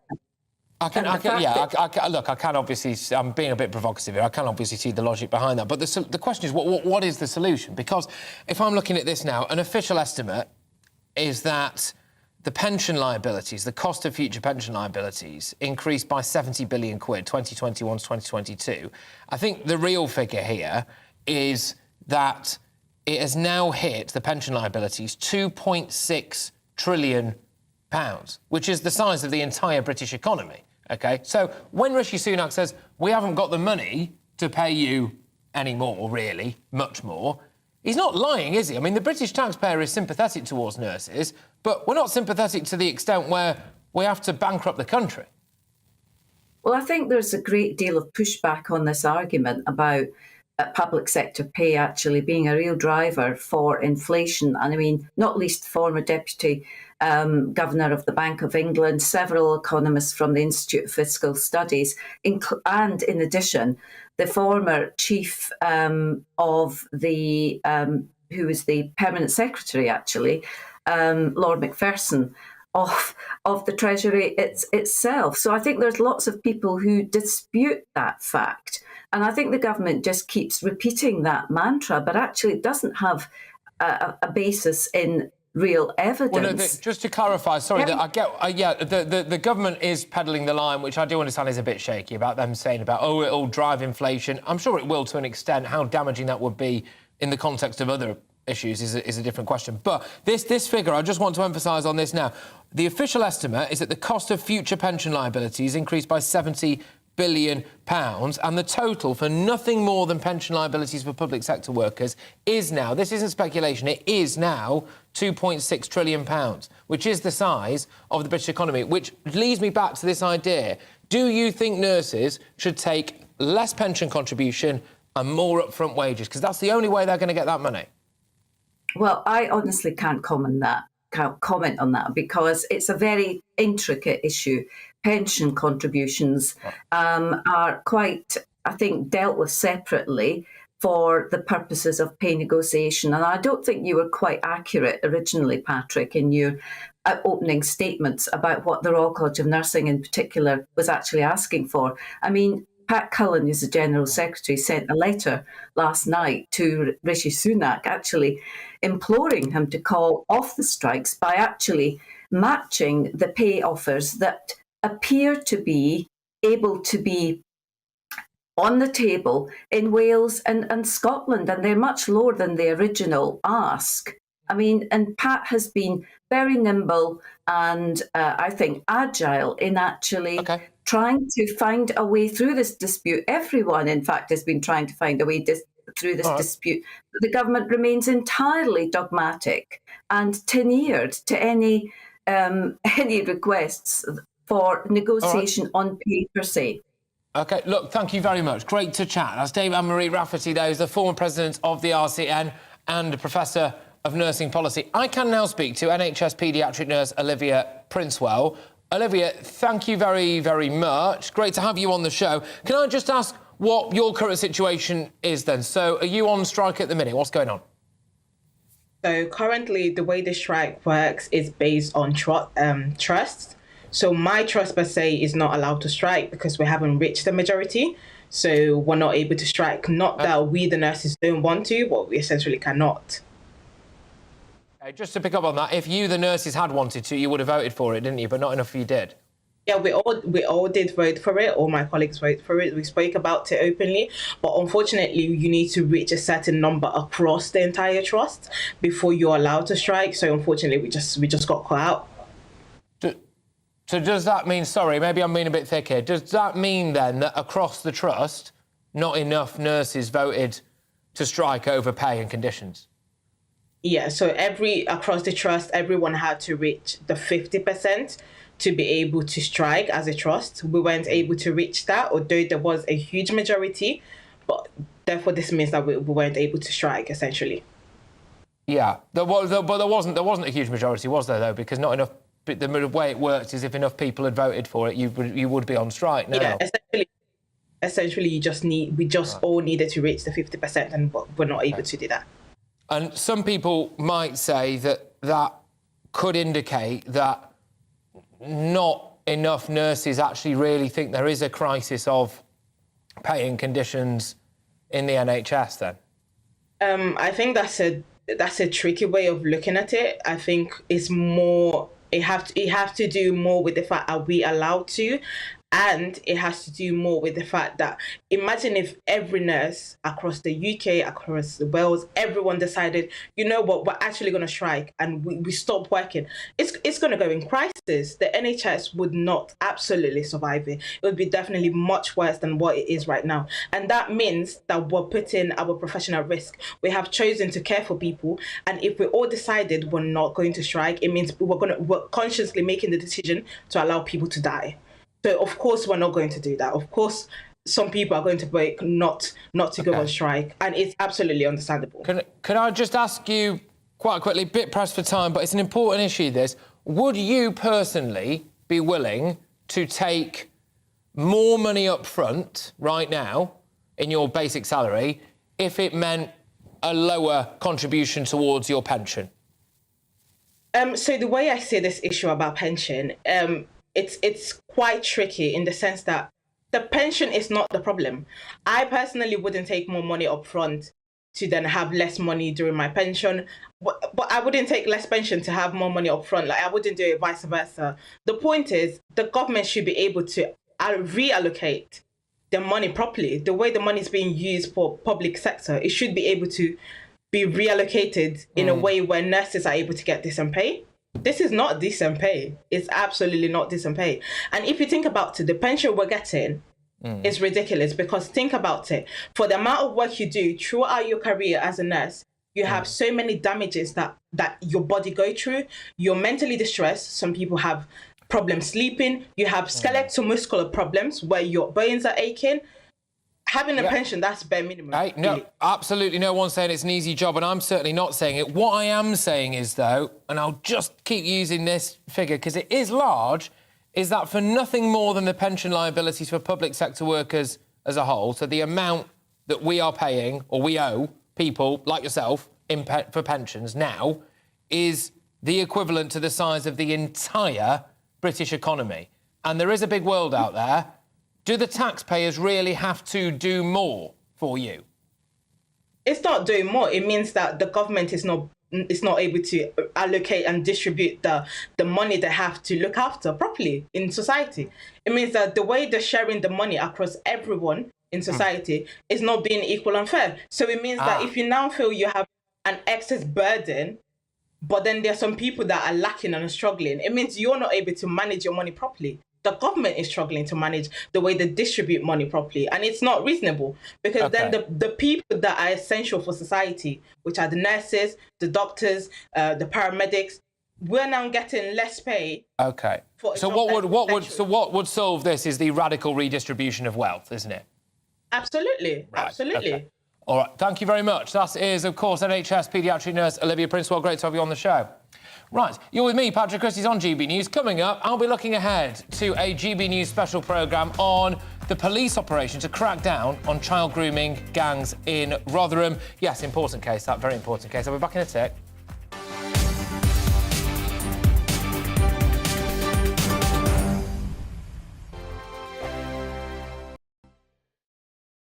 Monday to Thursday, 9 p.m. till 11 p.m. Join me, Dan Wootton. I'll bring you the sharpest takes and hottest debates. Do you not believe in prison? I don't believe in prisons. I'm completely stunned. I guarantee you there'll be no spin, no bias, no censorship. I actually was personally quite offended by it.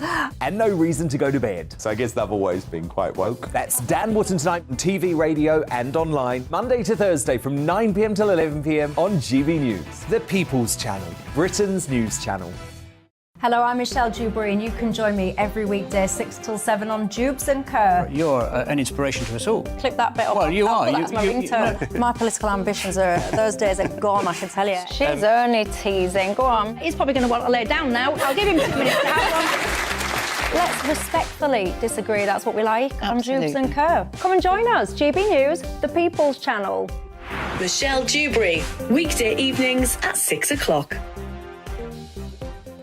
I'm Andrew Doyle. Join me at 7 o'clock every Sunday night for Free Speech Nation, the show where I tackle the week's biggest stories in politics and current affairs with the help of my 2 comedian panellists and a variety of special guests. Free Speech Nation, Sunday nights from 7 on GB News, the People's Channel, Britain's news channel. I'm Michael Portillo. Join me on GB News on a Sunday morning for topical discussion, debate, arts and culture, and sometimes even ethical dilemmas. I don't always agree with you, Michael. Michael Portillo, Sundays on GB News, the People's Channel, Britain's news channel. He's the king of breakfast TV, and he's back. Eamon Holmes, back on the TV Surprised with me this morning. Even remember my name. I know, it's been 4 months. You have holy water by your bed? Oh, yes. Oh, already depressed. Oh, Eamon. Oh. Why do you not believe anything I say? Eamon Holmes back on GB News Breakfast at 6 a.m. This year on GB News, we've got brand new members in the family. Join us. Across the entire United Kingdom, we cover the issues that matter to you. GB News will always stay honest, balanced and fair. We want to hear whatever is on your mind, and we don't talk down to you. The establishment had their chance. Now we're here to represent you. Britain's watching. Come join us on GB News, the People's Channel, Britain's news channel. We are GB News, the People's Channel. and right across the United Kingdom. You can find us on Sky Channel 512. Virgin Media Channel 604. Freesat Channel 216. Freeview Channel 236. And YouView, Channel 236. You can also take us with you on DAB Plus Radio. With the GB News app and at the website gbnews.uk. We're absolutely everywhere. Come join us on GB News, the People's Channel, Britain's news channel.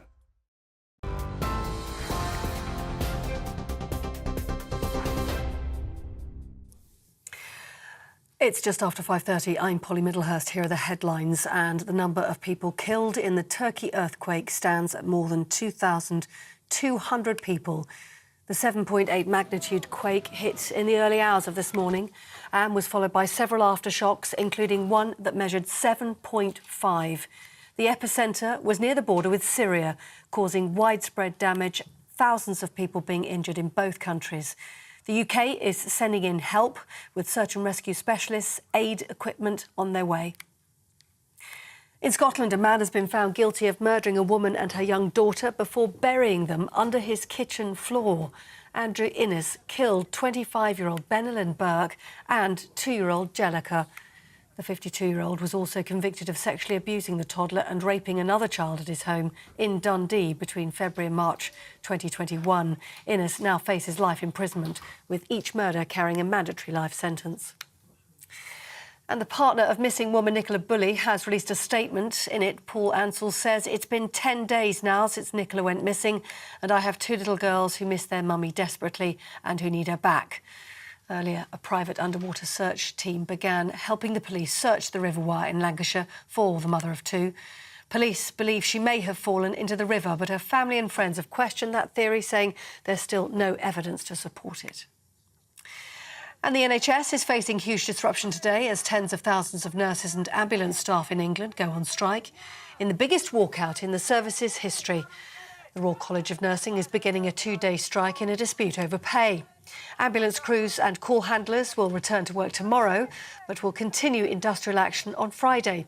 The Health Secretary, Steve Barclay, says a resolution to the strikes needs to come through the independent pay review body. Those are the headlines. You're up to date on TV, online and DAB+ radio with GB News. Back now to Patrick.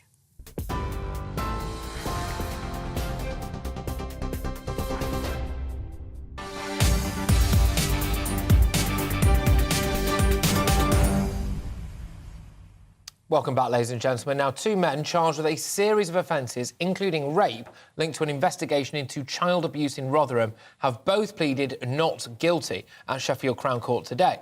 It's the latest in the National Crime Agency's Operation Stovewood, looking into allegations of child sexual abuse in Rotherham.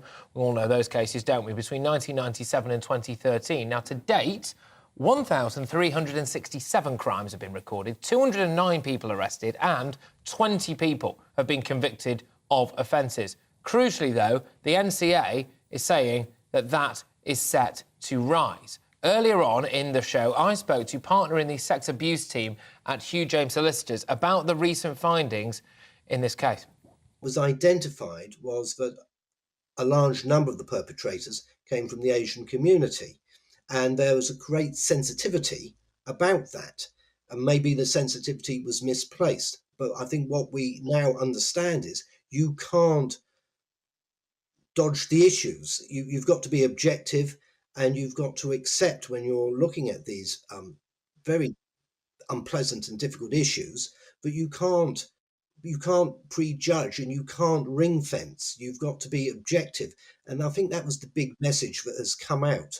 That, you know, you've got to have the right attitude, you've got to have the right ethos, and also you've got to be prepared to look into issues that are very uncomfortable and unpleasant to deal with.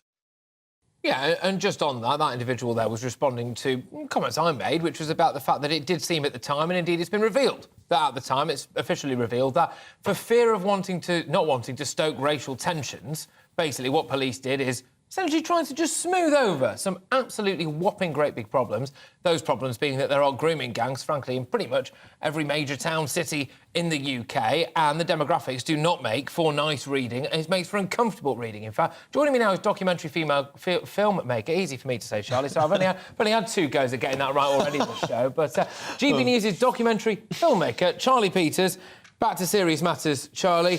It doesn't take a genius to work out that incidents like this and accusations, certainly convictions, are going to increase, aren't they? Yes, and this is part of the seismic Operation Stovewood by the National Crime Agency. It's worth noting that when Professor Alexis Jay wrote her report reviewing the crisis in Rotherham in 2014, in August of that year, she found that a conservative estimate that 1,400 young girls had been exploited, trafficked, raped and abused over a 16-year period from 97 to 2013.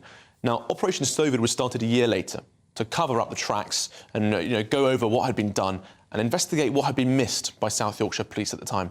And they had missed a lot. So the National Crime Agency has now revised that figure of 1,400 up to 1,510. Local experts on the ground have actually told me that the figure could be higher. Some of them say close to 2,000, because a lot of these people working in Rotherham who've been working in social services or childcare for the best part of 3 decades, they never forget a name. No, indeed. And it does appear to me, anyway, that there was some kind of initial botched investigation, cases rumbled on for, in some cases, decades, and then there was eventually someone who was brought to book, or some people who were brought to book. Then we have to have an inquiry into the fact that things weren't done properly initially. Then we have to have an inquiry into that as well. It's bonkers. The lack of action, I think, has frustrated a lot of people. And the reason why the National Crime Agency's efforts in Rotherham are so lauded and make for reassuring news coverage is that it's action. It's things finally changing, because action has been the thing that's been missing from Rotherham and dozens of other towns across the country in this issue.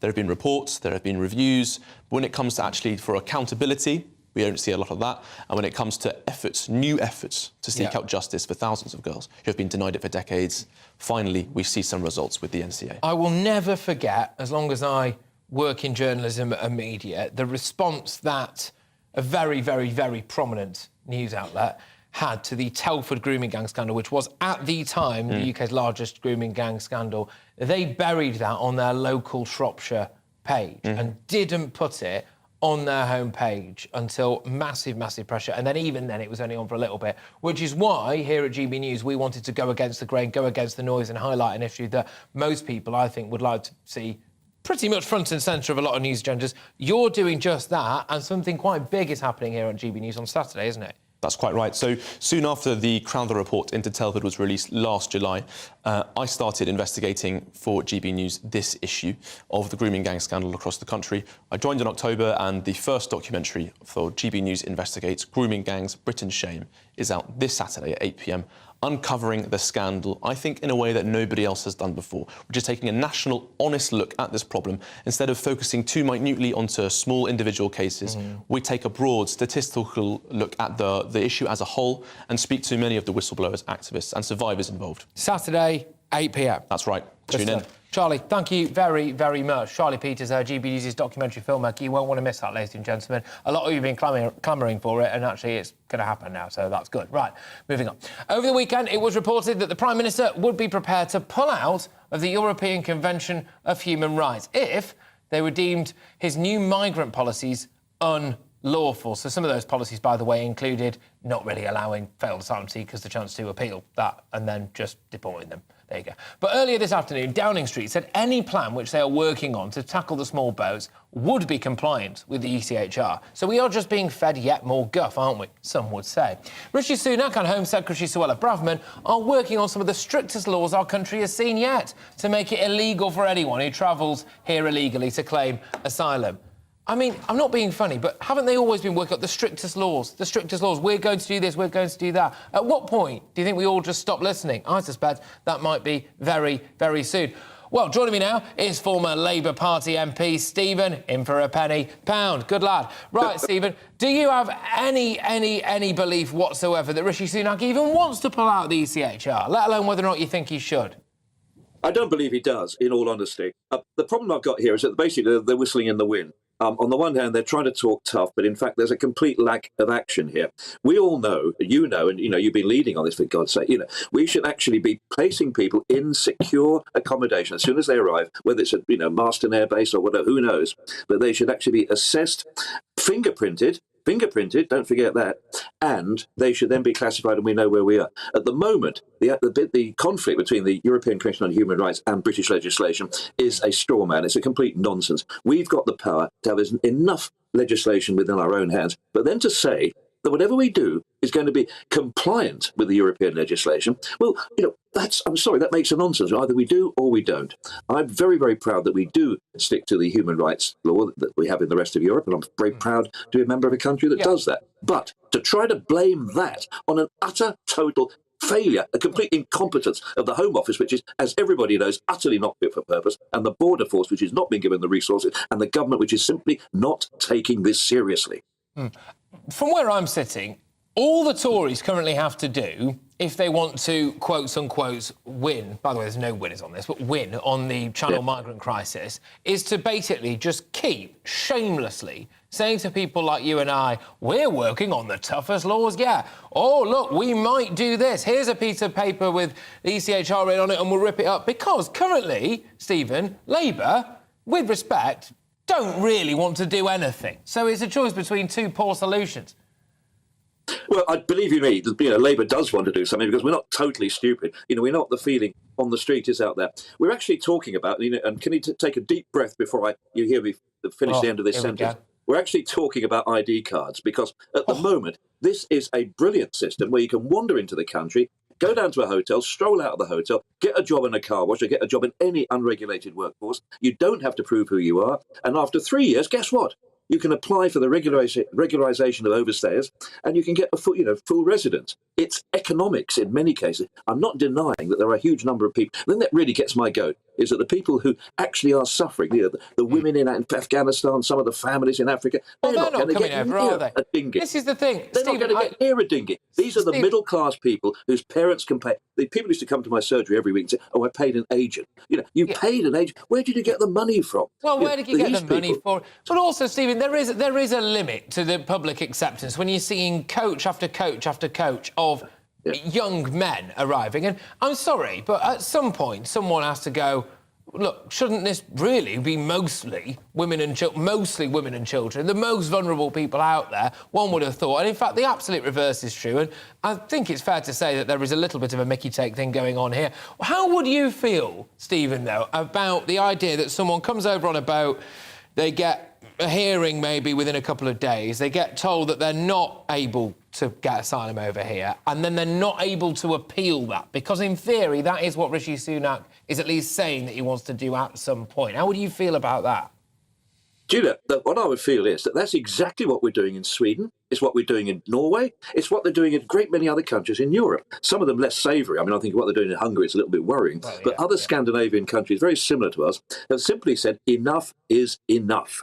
We simply cannot go on with this. And we all know that there's a push and a pull factor with this. And the push factor is very often, it is impossible for you to stay where you are. We know that. And we should be supportive of the United Nations High Commission on Refugees, and we should be supportive of them. But the pull factor, the idea that you can come here, work a job, on what we used to call on the black economy, we've all grown up now, where people don't pay tax, and as I say, without ID cards, they don't have to prove who they are. I'm sorry, it's a holiday. Come over here for 6 months, fill your boots, shove off home and build a palace.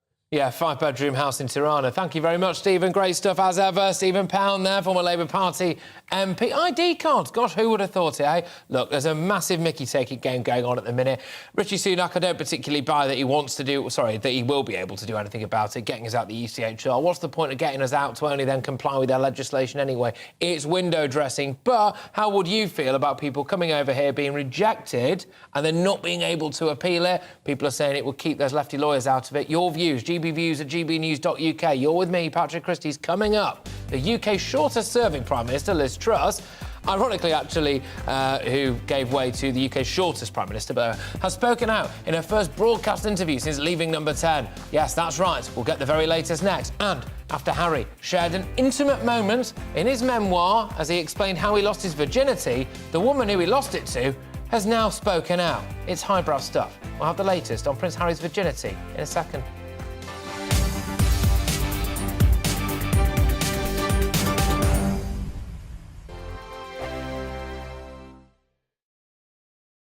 I'm Simon Evans. Join me on GB News for Headliners at 11 p.m. What's the scoop? I'll be joined by two of the country's top comedians. That's right. As we take a look at tomorrow's newspapers tonight. We're going to get into trouble. If it's a big story, we'll be covering it. Spill some tea on him. There we go. But we'll also have some fun. I wouldn't stick up a bank.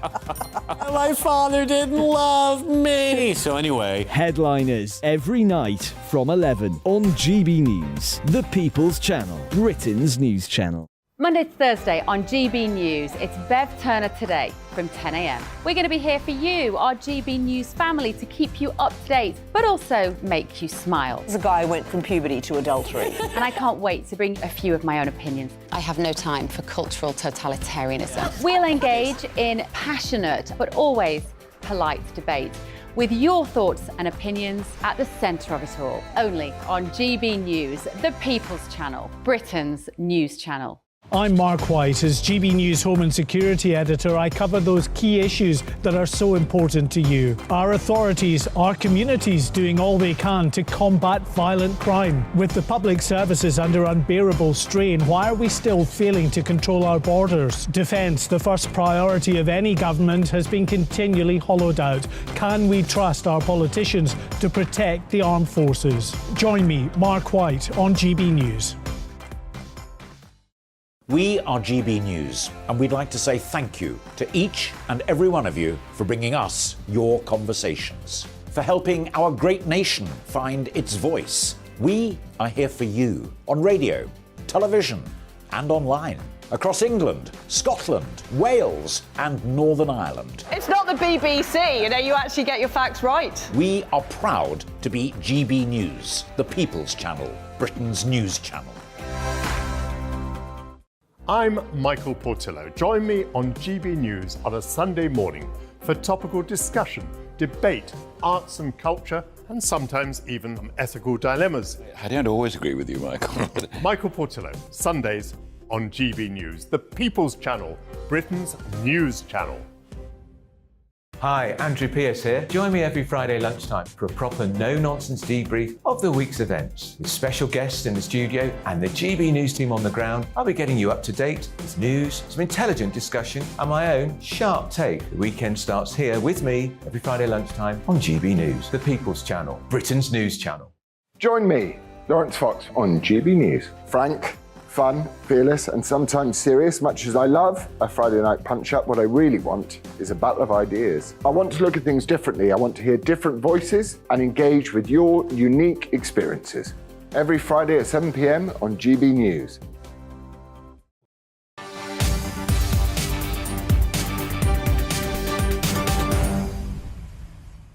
OK, people, Liz Truss is reminding everyone that she has in fact outlived the lettuce as she puts herself back into the public eye after her sudden resignation just 44 days into her premiership. Yesterday, it was the turn of the Telegraph readers to hear her side of the mini-budget saga. And in the last half hour, which is really why we're doing it now, an interview with The Spectator has been aired. Liz Truss shared that she didn't expect the extremity of resistance to her mini-budget once she made it into number 10. Clip now. I think one of the things I underestimated was the sort of scale of the orthodoxy. So during the leadership election campaign, I talked about the Treasury orthodoxy. I talked about the fact that we'd ended up in a situation where we had the highest taxes for 70 years. We had quite big government. So I believed it was doable, but I knew it would be tough. I just probably didn't realise quite how tough.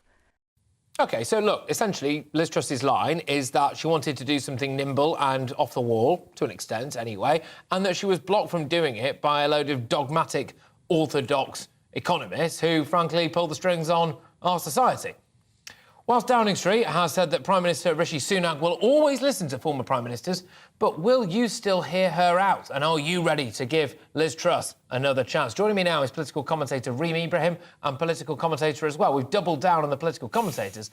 Author Joanne Nadler. Great stuff. Right, Reem, since you bothered to make it into the studio, I'll start with you. Reem, do you think that Liz Truss can make a comeback? I think she has made a comeback. Look, I think that, the downfall of Liz Truss was the biggest political tragedy of my lifetime.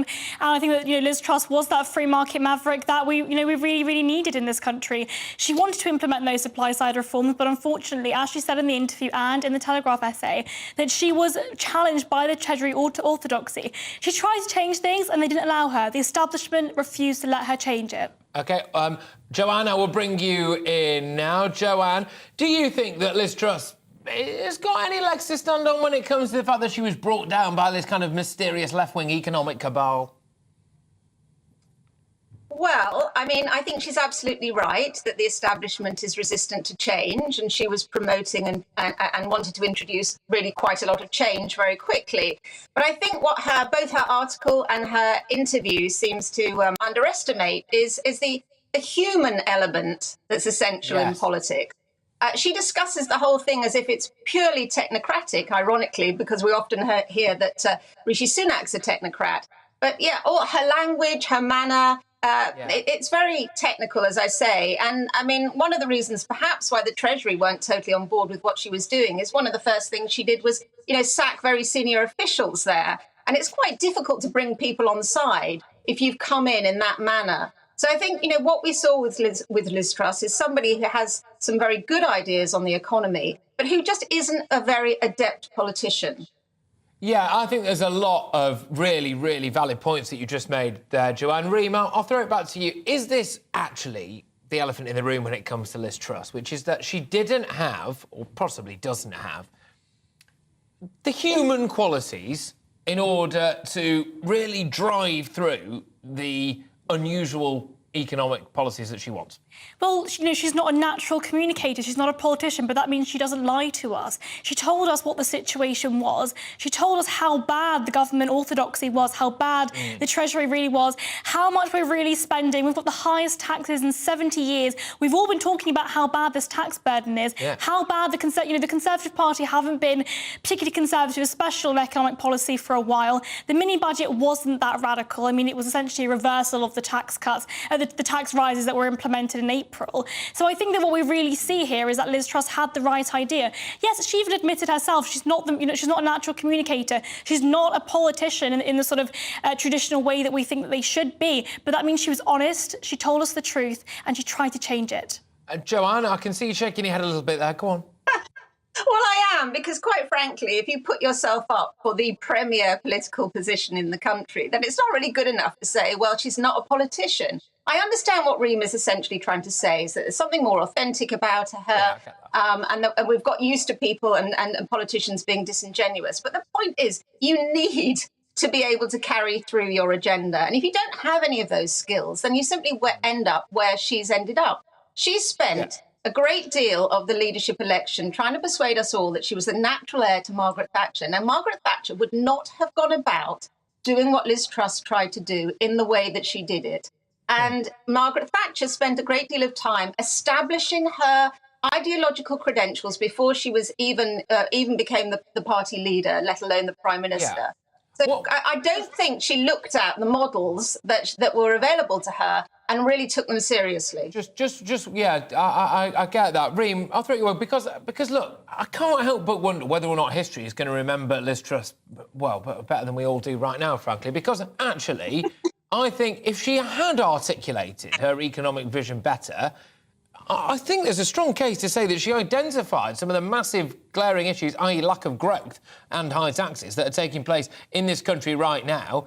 She, by virtue of not being able to explain those well enough and getting biffed for it, has potentially set us back economically quite a long way, because we're never going to have that again. It's dirty now to try to promote that kind of stuff. Absolutely, and what I'm quite worried about, actually, is that I think we've got to be quite honest about what libertarianism is, what free market economics actually looks like. That wasn't what Liz Truss did. You know, she promised to cut taxes, but then unequivocally refused to cut spending. You've got to balance the books, and you've got to have both of those in there. So I think that what that really shows us is that actually Liz Truss had the right idea, but then administered the medicine incorrectly. All right, Joanne, sorry, I was going to give you the last word, but I'm being shouted at now because I've overrun, as always. But I'm sure that our nation would have thought, what a great, fantastic final point from Joanne that was. Right, Reem, thank you very much, Reem Ibrahim there, and Joanne Nadler.